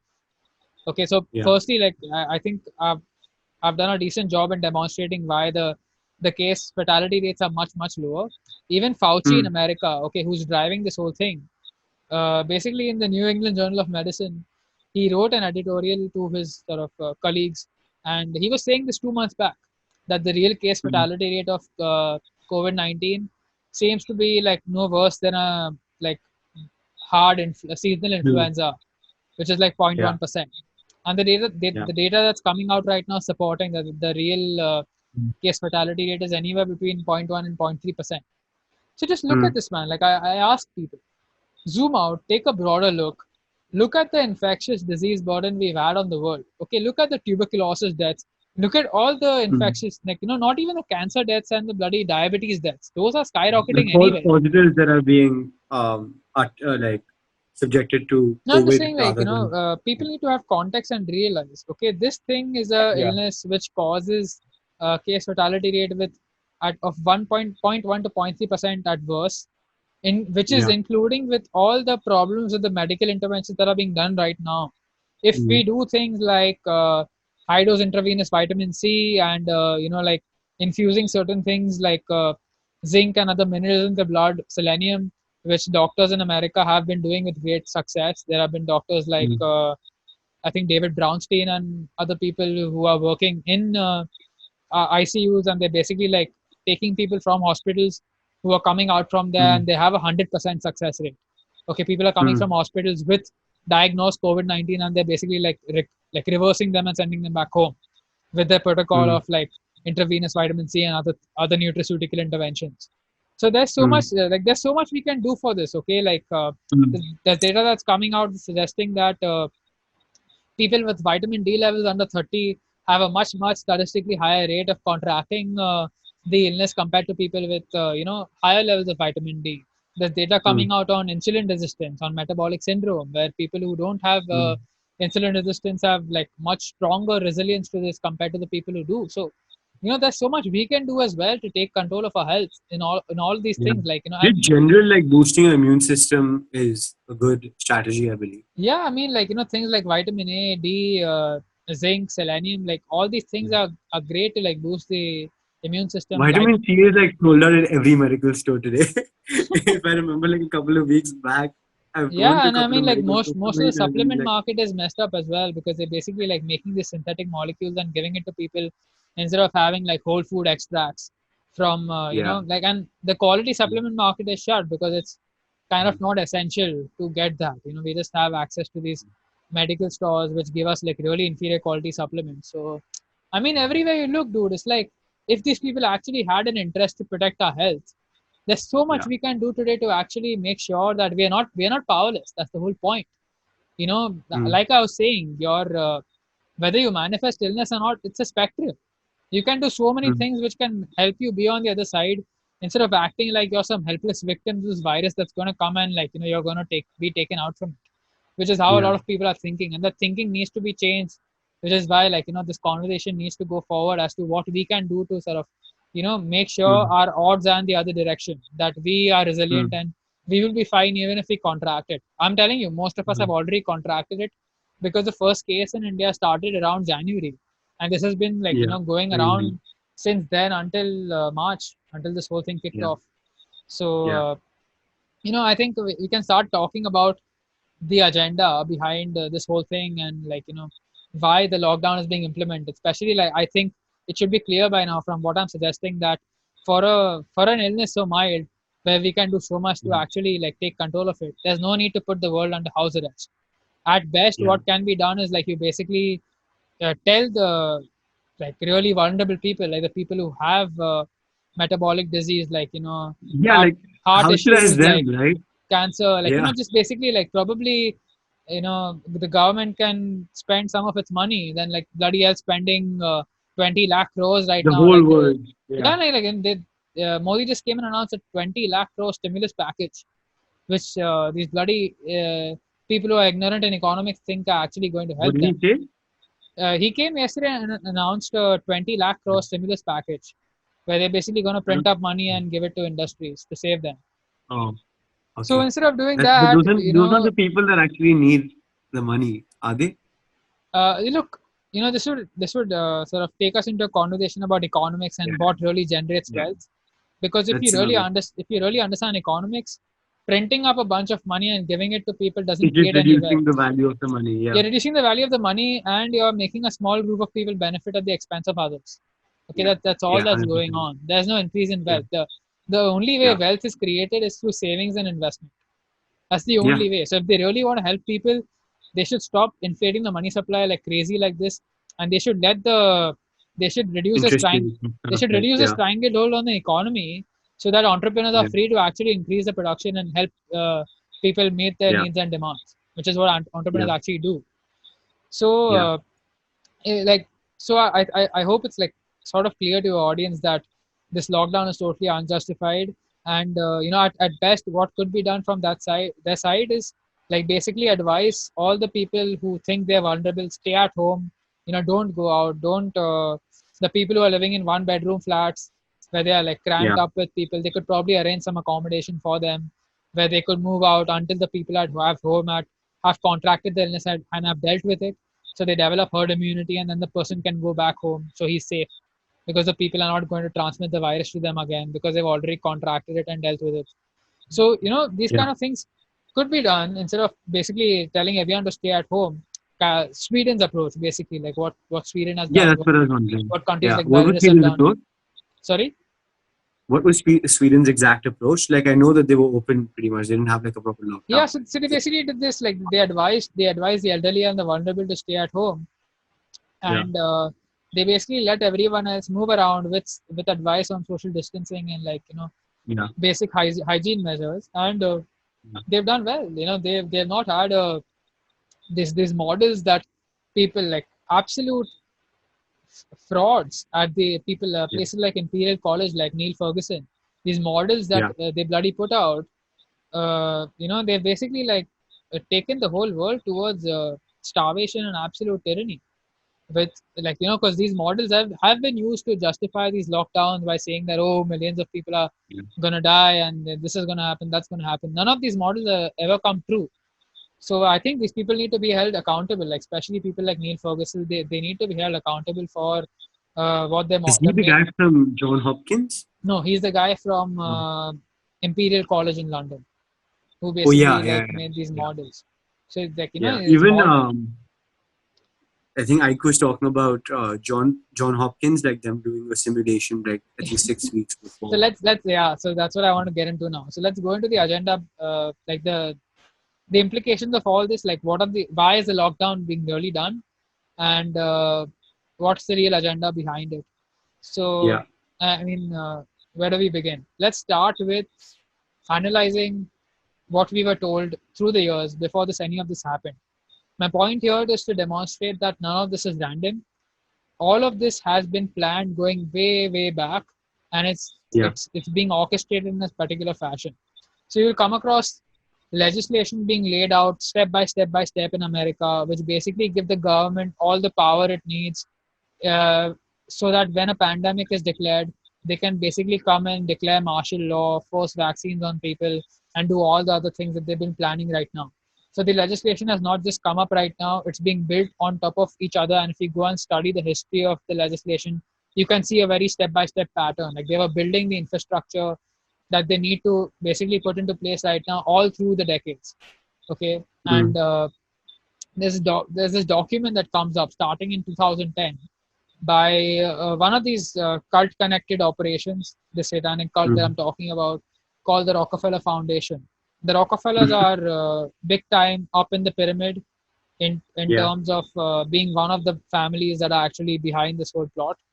And they Yeah. put together a document called Lockstep, where they were talking back then about a scenario where there would be a deadly disease pandemic, and they even Yeah. described exactly the way things played out right now. They described it like 10 years ago. Talk about Yeah. being prophetic. Okay, so they described basically Mhm. that it would China would be the first one to basically like Really? yeah, they this is there, you can look this up. It's called Lockstep. So I just, yeah, I'm researching as it goes and typing these things down. yeah, that's okay. So For everyone like just watching, I'm gonna speak to Johan, like reference a lot of links and videos and probably books and stuff they could read and refer to. So we'll share all of that. yeah, so this Lockstep document basically lays out, like I said, what's going on right now. They talk about how China would be the first one to implement authoritarian controls, Mm. and the West would initially be hesitant to do that. But once China would Mm. do it, and once China would implement a total lockdown, it would give the precedent for the entire world to go and follow the same. Because as we Mm. saw, the example had been said that okay, China got this bad disease, it was being Yeah. covered up, government implemented a lockdown, and as soon as they you know ended the lockdown, all the disease rates vanished. It's like zero. Okay, You so create a they problem, you show a solution, and then everyone replicates it. yeah, exactly. So they manufacture the perfect example of what needs to be done to the T. It's Yeah. like, if you do this, you'll get this result. And then the world basically sort of picked that up and See, this is followed a it. good guy. This is a bad guy. Yeah, He lived. He died. Which one do you want to be? yeah, exactly. And, this was described 10 years ago by a Okay. foundation Yeah, which, that's a little unbelievable. Yeah. by a foundation and a family which, if you investigate, you'll come across a lot of different aspects that they've been involved in manipulating this agenda. So they will be involved behind the scenes in orchestrating a lot of the response to this as well right now. And it basically, in the document they are talking about fake news as well, like the infodemic and the amount of misinformation that would be there, and the governments would have to get more authoritarian. There would be a pushback from the people's side. Like literally everything we're seeing right now was laid out 10 years ago in the document. So I would highly suggest people to go and read the document. There are other things, like I'll just tell you things that basically predicted what's happening right now back then. There's a simulation, obviously, that people are familiar about, called Event 201, which, People are not familiar, bro. I have no idea. okay, no, this is the John Hopkins simulation that David Icke was talking about, that we referred to. Okay. Yeah. Yeah, Yeah. yeah. So this is the simulation that was done in a hotel in New York in Mm. 2019 in September, I think, by the John Hopkins University, Bill and Melinda Gates Foundation, and Yeah. another operation, the World Economic Forum. Yes. And what they did is basically they simulated. WHO, you mean? Not World Sorry, Economic Forum. World Health Organization, you mean? World Economic Forum. Oh, really? Okay. Yeah. So these three were involved in the simulation, and this is an exact replica of the Lockstep document, but they got even more specific. Okay, so listen to this. This is like literally 6 weeks before this thing kicked off in China. Okay, and Yeah. they are sitting in this hotel in New York with all these major corporations and the infectious disease organizations like the CDC and the WHO. They basically had like mock actors over there. Okay, they weren't actually like heads of CDC sitting over there, but they had the simulation where they had all these different organizations and government people that would be involved in responding to a pandemic, and they put actors over there. They literally simulated news broadcasts where they were like reporting on the pandemic that they were simulating in their exercise. So all of these videos are on the internet. You can go watch it. They're still up there on Event 201's YouTube page. And I'll check this out. what they said is basically, think of this. Okay, they basically said Mm. a new novel coronavirus outbreak. Okay, broke out in an animal farm. Okay, Have this you is seen that thing, the Korean show on Netflix? I have. This is the I thing I'm mean, what telling the hell? you. Okay, this it goes way back. This is not something that just come up and happened by accident. Like these events are planned Symptoms. way long back, and this is no surprise to me. Like people like me who've spent Yeah, hours, like hours and like thousands of hours of research investigating things like 9/11 on other people, because it actually shows yeah, you how such a broadly distributed and coordinated thing can be controlled, and all these people yeah, can be pulled in, and like this whole the response to these events can be controlled, yeah, which is it becomes a no-brainer once you understand the structure through which these people operate. But since people don't, yeah. it feels like, oh, how could so many people be collaborating and being part of a conspiracy? How does Yeah, such but people there's like a small amount of people that run a lot of these it's a organizations. pyramid, man. Like you have to understand, it's a pyramid where as you come down the levels of the pyramid, less and less people know less and less about what the It's people like, above them know. so I'm So big on personal development, and like one of my philosophies used to be like, yeah, I used to discuss this with my friend a lot. They were like, we want to give to the masses, of course, right? But then he's like, that's why I don't want to like increase my price so much and make it so costly like my program that I can't give to the masses. So then I explain him like this example of this other company which sells the premium product, right, to the 20% of the world, and those 20% of the world are actually the leaders that will again influence the other people to be able to adapt this kind of knowledge. So, for example, if I'm helping someone get more mindful, I would rather help the leaders of all the organizations get mindful so that they can, like, again, like that pyramid scheme. So, I think what we're talking about is the same thing over here. It's just more effective to do this with a small sum of people who own a large sum of the world's assets to be able to influence. yeah, it's very similar, and that's a great example, because it's like you have you have these people who really, it's like a tiny number of people who really in full knowledge know the full agenda behind all this and why they're really doing it, and they Mm. recruit people under them who are basically sold a certain version of the story. They're basically told that, okay, like we're doing this, but it's they're given a good reason for it, like, oh, it's world government is Morally believable it's like the reason. evolution of the planet is needed in order to solve our problem. So it's like they'll be given a certain spin of why they're doing it, and they'll be Yeah. given like Chinese whisper it all the way down. official reasons for believing why what they're doing is good, but they don't know the Yeah. real agenda behind it. So you have at different levels, you have different people who know different levels of knowledge, but that's how this whole system like basically works. Everyone works on a need to know basis. Okay, people Yeah. in these organizations, they only know what they need to know in order to make their contribution. They don't know what Yeah. the person above them knows, or they don't know what the person sort of working in another department working towards the same goal knows. They don't see how all of this interconnects, basically, which Yeah. is something that can be discovered if you're sitting on the top, or unless you slog your ass off and basically like spend years of your life researching and uncovering this whole map out as to how this thing really works. So Yeah. coming back to the simulation, 6 weeks before, they said a new novel coronavirus outbreak broke out in an animal farm, and it would basically lead to millions of people dying all over the world. They spoke about the infodemic, what they're calling right now fake news, like all this stuff like pandemic stuff that they're trying to Mm. censor. Uh, they basically like they're talking about it in the simulation that there would be people who would question this, and they would be spreading conspiracy theories about it.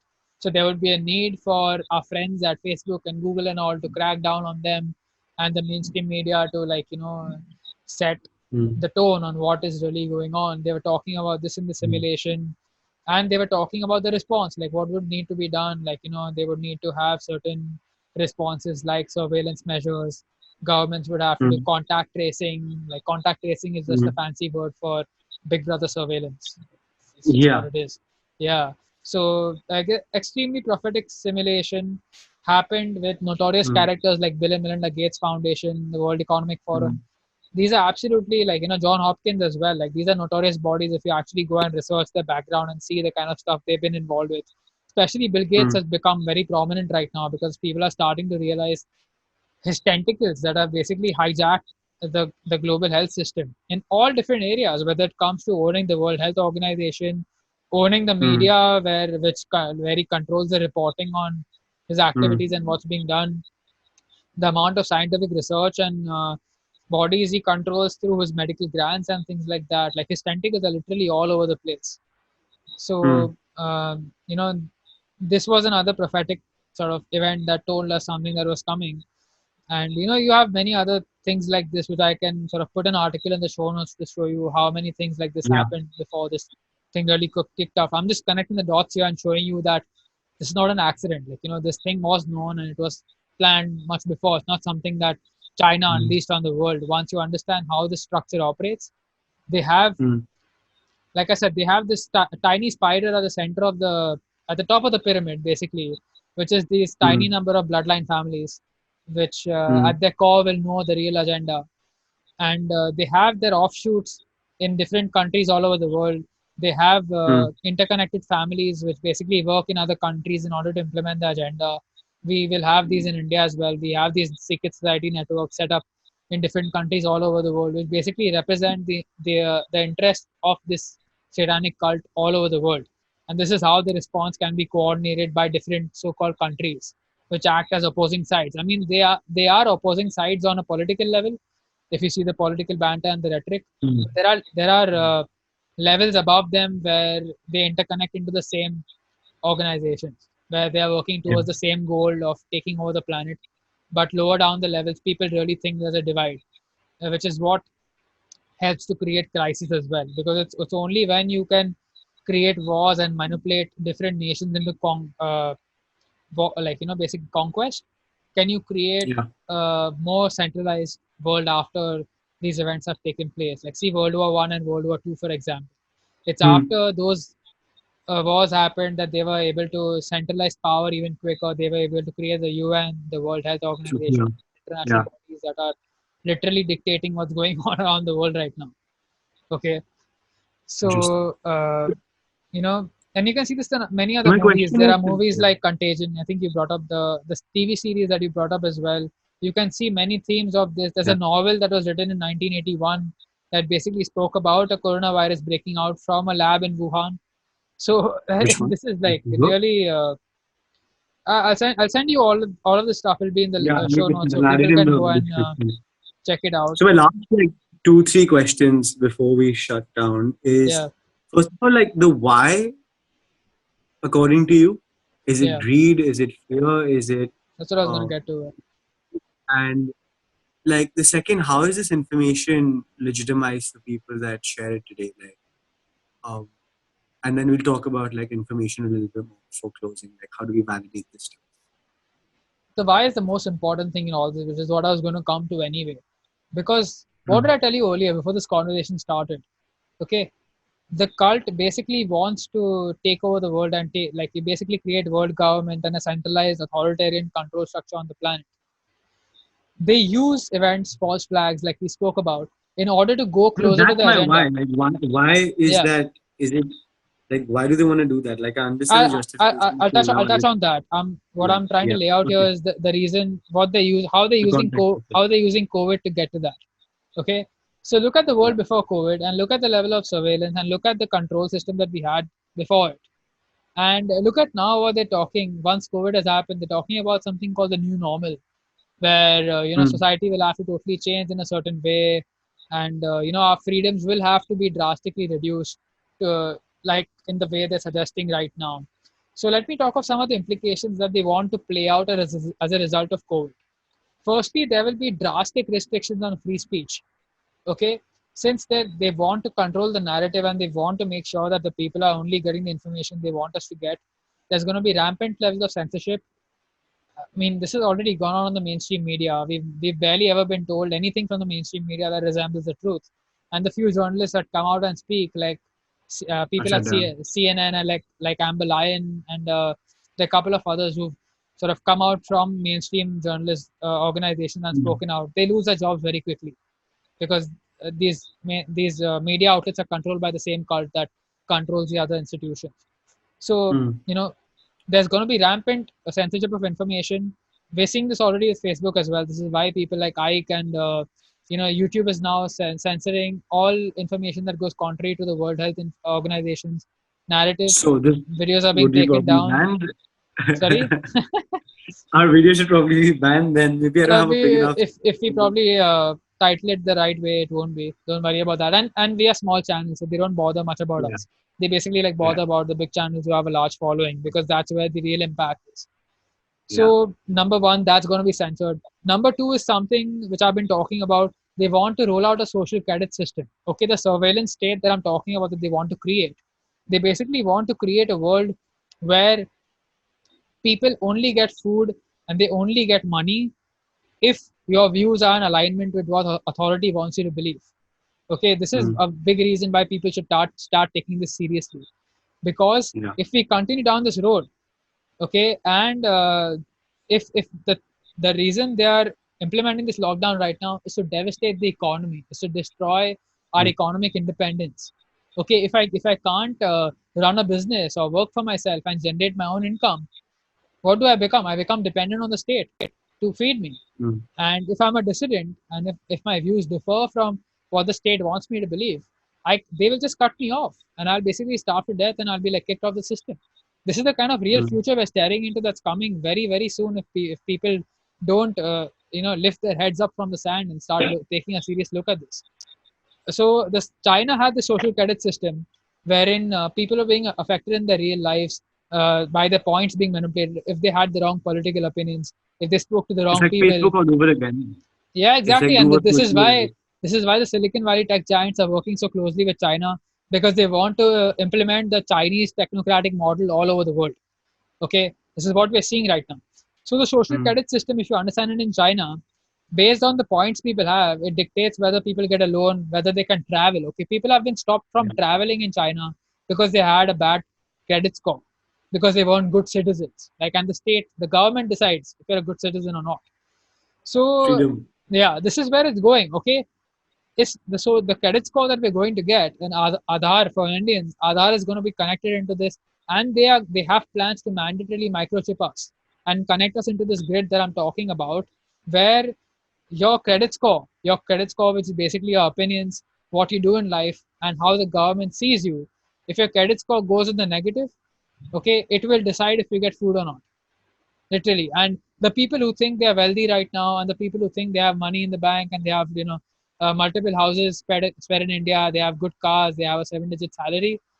Look, Mm. honestly, the way things are going right now, the agenda I've been describing for years. Okay, you can go and see my Facebook post for years. I've been saying they want to create a Hunger Games society where they want all of us at the bottom of the pyramid, all of us equally poor, and these tiny few people sit at the top and they basically run the world. So people who think they are in the middle class right now, okay, even I'm like well-to-do. I don't have much to worry about. If I wasn't concerned about this, I'll just be like, fuck it, man. I'll just live my life until this thing happens, and like, why should I bother? But they're coming for all of us. They're coming for the people who are even like upper middle class and people who consider themselves rich and run businesses. Okay, they want to destroy all of us. They want to take away all our independent economic freedom. They want to crash the banking system. So the banks take away all our money. They want to make things cashless. So we can't withdraw money from the banks. So we're basically enslaved to the banking system. And then the banks go bust because the people can't pay back their loans and the banks default. And they take our money directly from our bank accounts, which is totally legal right now. And then we all become broke. And once we become broke, we become dependent on the state. And then if we are dissidents, the state decides if we live or we die. Okay, this is not theory, man. Like, this is something that we're looking into right now closely. And if people don't understand the severity of this, they're going to regret it in the future. Trust me on that. That So, but what does one do? How does one choose a lifestyle? How does one live there's according to no you? Like, other. I mean, I'm not even done describing all the things they want to justify yeah, because yeah. of this. But like, like I was saying, so they want to implement Actually, I'm drastic scared. Like, this is how restrictions. my body language is right now. No, I'm being serious, man, because I've studied Mm. this thing for years, and this is what I've been warning people for. It's coming. Like, if you think you can go on living your life without having to challenge this stuff, they're gonna come for you at some point, and they're gonna take away everything from you that you love, and they're gonna destroy your life. They literally want to. This is about the end of humanity, dude. If people don't understand, like, this is if people still don't think they need to look into this, I mean, like, I don't know what to say, but honestly, the future we're looking at, which is going to be justified as the result of COVID right now, is going to be one of no freedoms. Government can just come and pick you up from your house, separate your family members if they think that someone is ill in your Like you're family, and basically normalizing like, that to a yeah, pandemic environment. yeah. I mean, children. I'm seeing fucking like really heartbreaking videos. I was like literally crying, sobbing yesterday, seeing this video of a child being separated from a mom because the mom was basically like going out and protesting against this thing. So like people have to really understand What do this you thing. do is the question then. Like, how do you choose to fight it? Look, the first And response to how, any issue, the what's the first response to guarantee any to, problem, the yeah. first response to any problem is to understand. Okay, if I'm not going to sit here and explain to you what's coming, it's okay. It's like strategy. It's like warfare planning, man. If you don't understand who your enemy is and how they are going to come and like catch you by the balls, you're not going to have any way to respond to them. So people need to like really start in like looking into this stuff and at least understand the themes and the basics of what who are these people firstly. Okay, understand the Mhm. coordinates. Who are these people?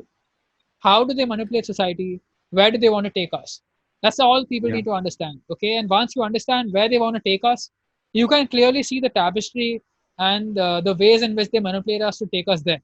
All the while, like it's like there's one version of reality which is the movie, which is what we call, oh, okay, contract tracing, flatten the curve, Yeah. okay, like stay home, save lives, this kind of crap. And then there's Yeah. another version of reality that's simultaneously running, which is actually the truth. So Mhm. people have to break out from this movie version of reality that we're being sold, because if people continue believing in that, garbage in, garbage out, people will think that what the With government, retaliation, ideally, like yeah, stopping there will be no people. pushback. So like I'm saying, look, the only solution is to this: become aware of the problem, help educate others, and we need to organize and grow the resistance. And it doesn't But need see, like, if you think about it, I'm it just doesn't like, need I'm violent simulating this. yeah, it doesn't need violent revolt or something. It just And needs, now let's just simulate this. yeah, Sorry. it, Let's say a person does choose to believe it, right? Now, in for him, there's like a balance of they need to find, because, like, for example, you've been researching this for a couple of years. I maybe for a month or something have been looking into this, and I'm at the part of it. But let's just take my example, right? I still believe in a system, and you don't want to lose that sense of security, right? And at the same time, be an outlier, or be someone who's just like a rebel to society, and just like be boycotted by the entire society because of what you believe in.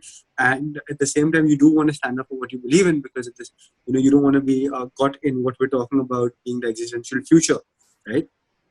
So how does one find that middle ground of retaliation, of sharing information, of like creating awareness? And like, this is something to think about. I'm not asking for an answer, but like, how do we find like a mid balance between this, where if someone, for example, any type of progress takes like step by step approaches, right? So if you try and take too big a leap, then you always end up falling, right? So like, my whole thought process while taking in this information is that, how do we create a system for something like this that allows a person to step by step take an approach towards like making sense of this for themselves, finding the right resources, having the right of free information, giving them a lens to look at things from, and sharing, and like step by step including them to uh, like understanding this for themselves and proving it to themselves, because I feel like that is like sustainability in this solution is absolutely necessary, because if there's so much manipulation going around, then you will never know what's true, what's not true. And if there's so much manipulation going around, the system might just be able to overcome everything that you're believing and like show you a completely different reality, and you might just be in this psychological dissonance where you're like, the fuck am I actually doing? Right? Are you getting my thought? Like, how deep this goes? Like, if the rabbit hole goes so deep, you need an approach towards getting a person to be able to retaliate, because it's going to be about that. It's going to be about the masses that you can get to fight this. Because if people refuse to get vaccines, people refuse to not like, if they stand up for an open source government or something like that, only that's when these solutions are going to come in place. yeah, Otherwise, it's we don't have so much control if you think about yeah. So touching on it. what you We're going said, to do it. Go basically, live in the jungle, right? Like, that's not a solution. Okay, firstly, I'll tell you that it might yeah, buy people some time going off grid and stuff. But That's what I was thinking. Like, yeah, to go to it'll the buy some, it'll buy people some time. It'll take time, more time to come into the rural areas. But these people want to clear out all the forest areas and the areas other than the cities that they want people to live in, and basically like Mm, put military rule over there where no one's allowed to stay. Okay, this is mm, something we like. I don't have the time to go into in detail right now, but okay, fair look. enough. Firstly, touching on what you said, I'm not sitting here as some kind of authority or some kind of person No, no. telling people Yeah. like this is what you must believe. I'm Yeah. like telling you like if you don't believe me, then you'll face this or that. I'm not saying that at all. What I'm saying is, look, I want people to start thinking for themselves. The reason we've gotten into this mess is because humanity as a collective has given its mind away. Okay, we've given our mind away to a system that basically wants to destroy us. And if we want to change the course of society, if we want to change where the world is heading, we have to take control of our perceptions back and you know actually realize like I want people to understand that there's nothing special about me or Ike or anyone else. Okay, we're just Yeah. people who basically chose to take control of our minds back and started investigating things for ourselves and realize It that boils down to what you said about freedom, I believe. yeah, everyone is a unique being with their own capabilities that has the potential to make up their mind on their own.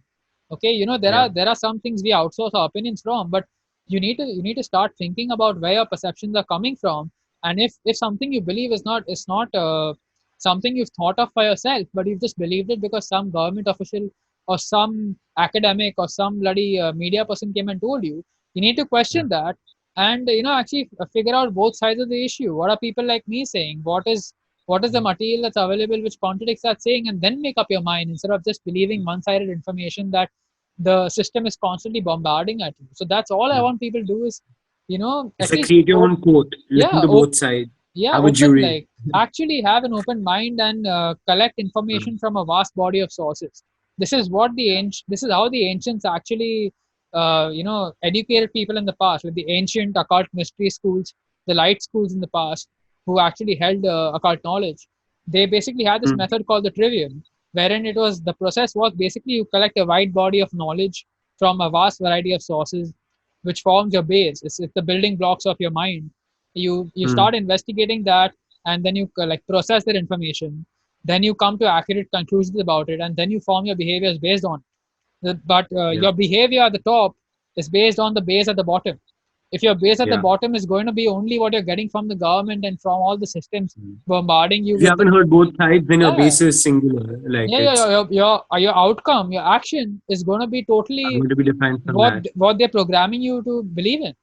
If you Yeah. see that process is so clear, it's like if they want you to act in a certain way, they control the source of information, which is why it's I important for always, whenever you see this, look at it from that micro macro way, yeah where in a micro level as a child and in a macro level as a society, you know, you're conditioned.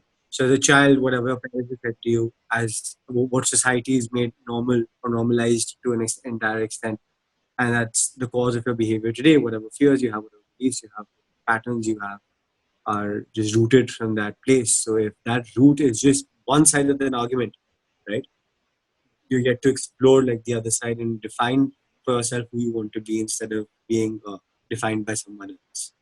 exactly. And the other point that you mentioned is, look, in order for people to do what they feel needs to be done, I would just ask people, connect with your heart.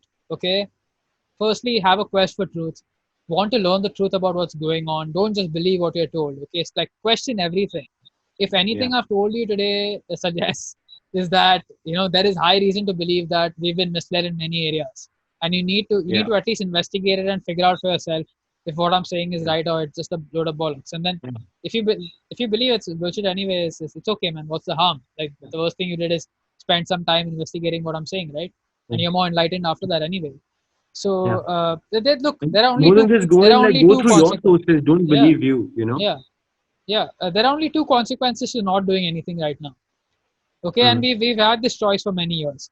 The reason we've society has totally constantly progressed towards a point where we're getting less and less free and we're getting more and more enslaved. It's obvious to anyone mm, with a fucking brain cell who just looks around what's going on in the world today that we're not free at all. mm, We're totally enslaved, and we're getting to a point where it gets even worse.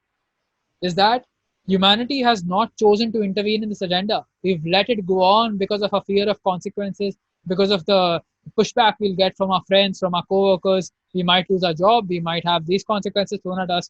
All of these things have kept Hmm. people from intervening. Now, what I'm telling you is, look, we've come this far as a result of complying and not doing anything. If we continue with the same mindset and we go on into the future, what I'm telling you is going to happen. This is why we've been able to predict the future for so long, because we've been telling people this is coming, this is coming, this is coming, and no one's chosen. Very few people have chosen to do something about it. So if we continue down this road, you're going to face the consequences I'm telling you about. And you don't have to be some kind of dissident to be thrown out of the system I'm telling you about. You just need to understand the kind of system they're building is a prison system for literally everyone on the planet. Okay, they want all of Yeah. us living in slavery, and no one wants it. Trust me, if you understand what's coming, you don't want it, I don't want it, none of your viewers watching it would want it unless they're absolute psychopaths.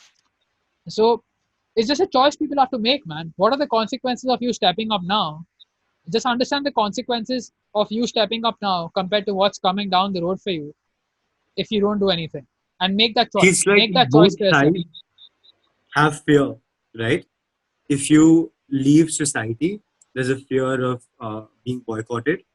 If you don't do that, there's a fear of going in this very, very unfortunate future that you're describing, right? And the first one is a little The inaccurate because difference is, a lot of us are waking up, and waking up is a wonderful gift actually, because you start connecting with 100%. people No, no, no, who but are on you, your you path, still have and a fear.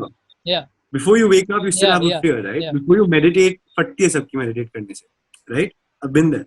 So, but the difference over here that I see is that at one side, which is, let's say, the government and the system side, you don't have access to resources. You have to take their words.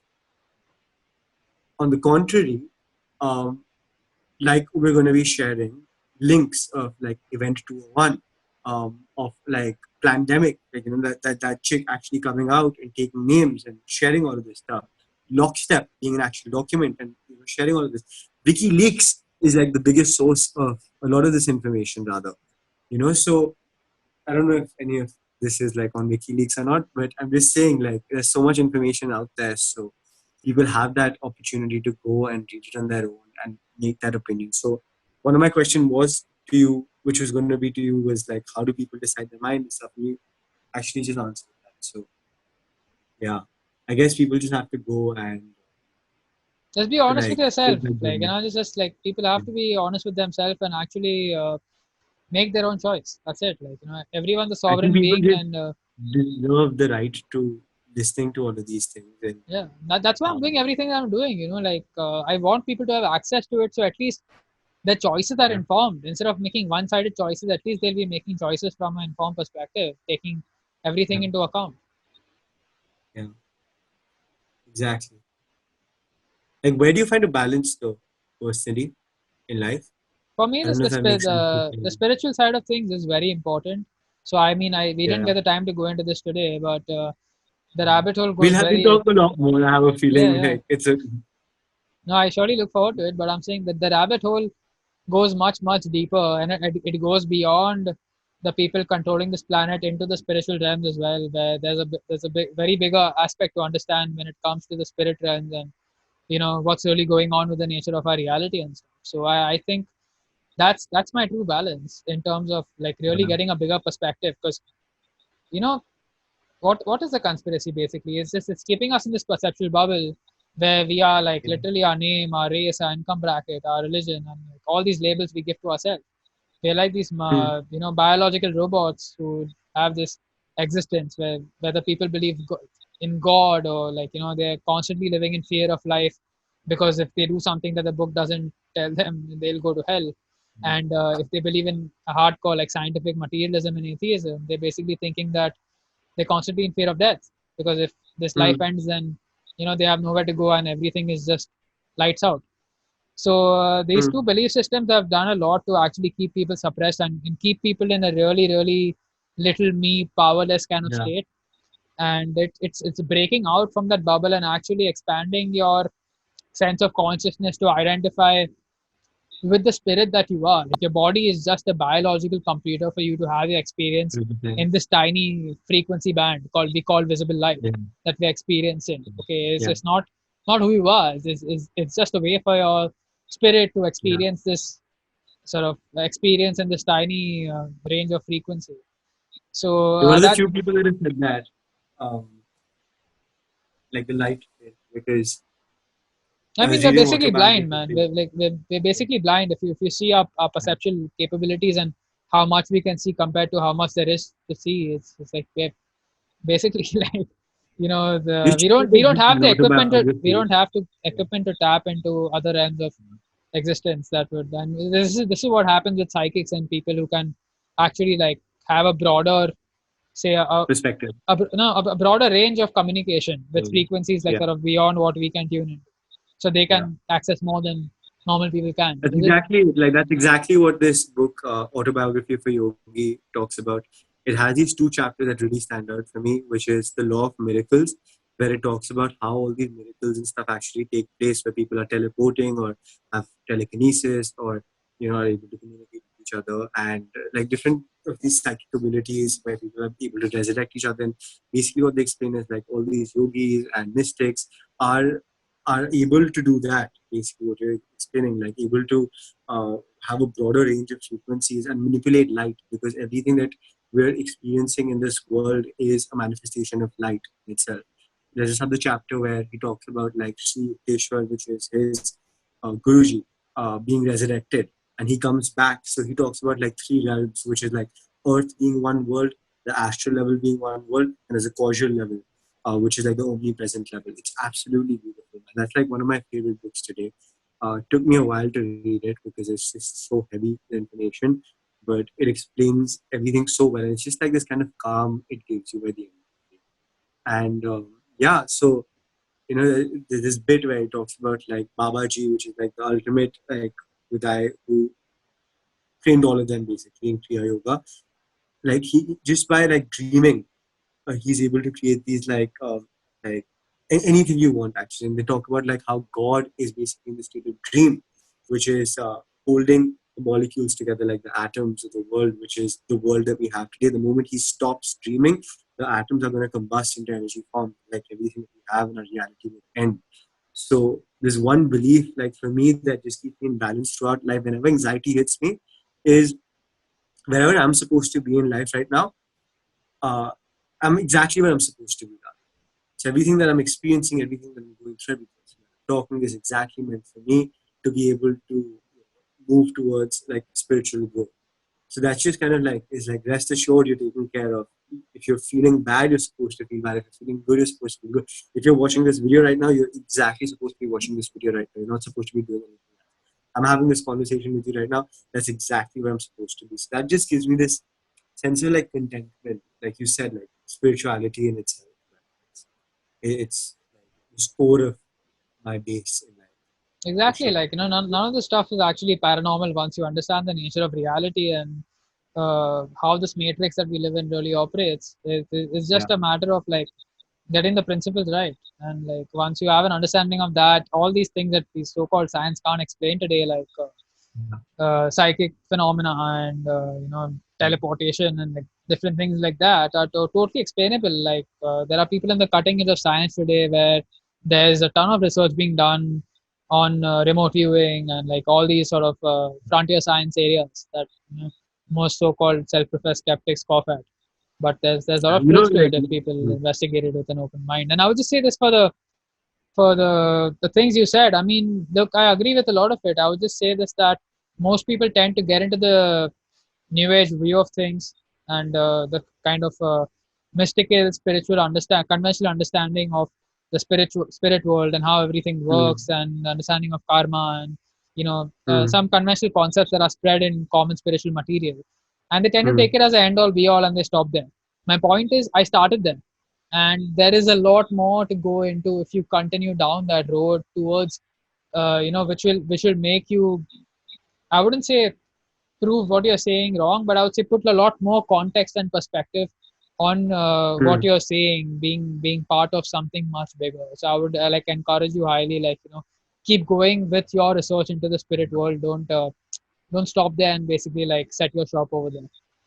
No, it's just a journey. It's a way of living, I believe. Like Yeah, to be able to just like live this path, and I don't think like a lifetime would be good enough for a person to be able to like resolve on their karma or just understand the whole truth. But the journey is in and of itself like such a peaceful and a mindful journey that it's worth it. Like like just like I remember going for Vipassana like twice I've been, and it's just like those are the times that I'm like I don't mind leaving the rest of the world and just staying here.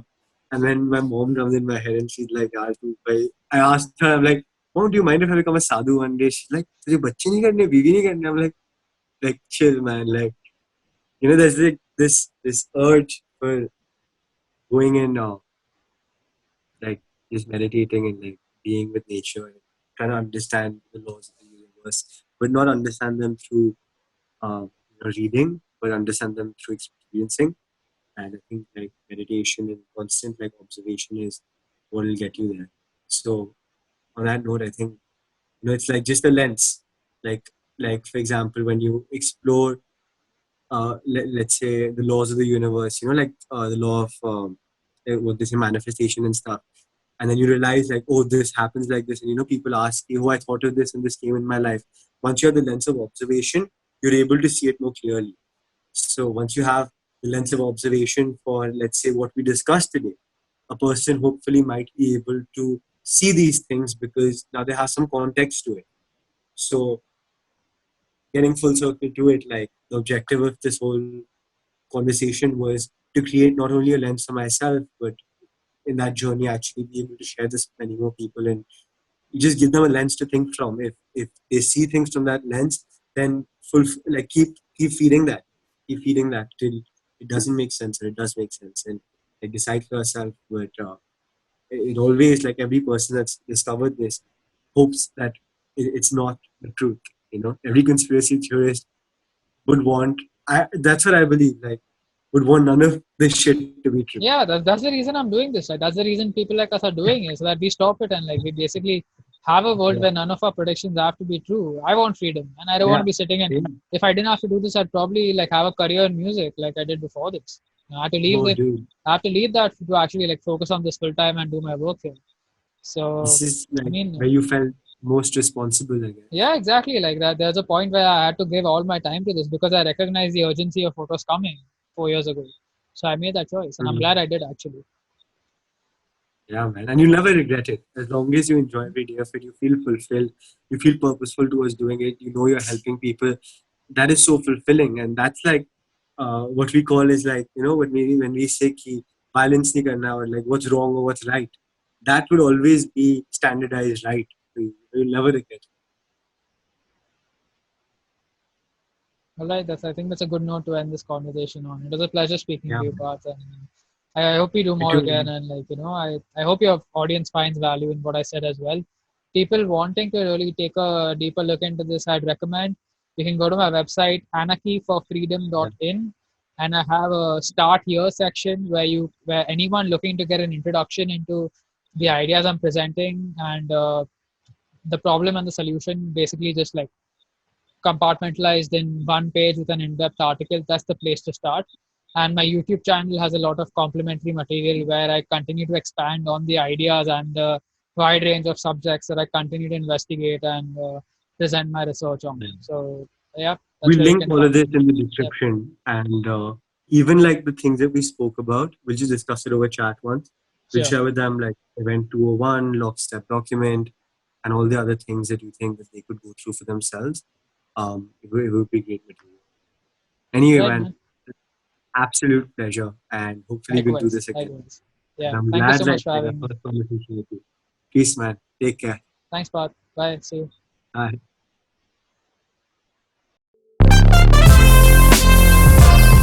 Okay, we're recording. I'll just be real because I cut out the bits that I don't like.